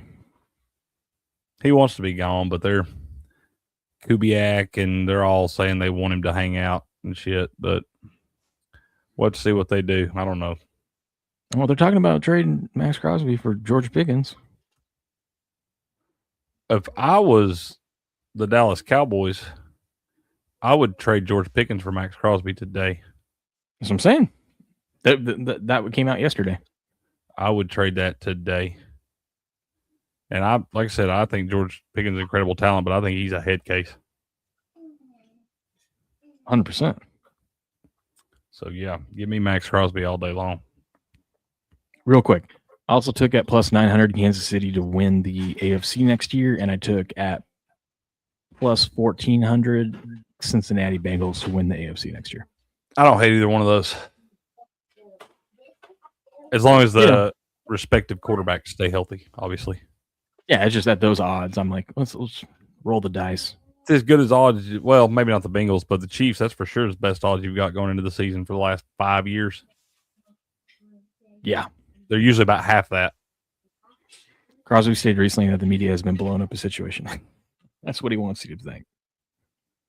He just wants to play ball so he can get traded. Yep. Guys, Right, well, football good show today. Good show today. Good show. We just thought we had nothing to talk about. All the things to talk about. All of them, man. Yes, he can. He snapped that broom in half. The best broom wrestler. You wouldn't say it to Lesnar. Would you say it to Lesnar? No.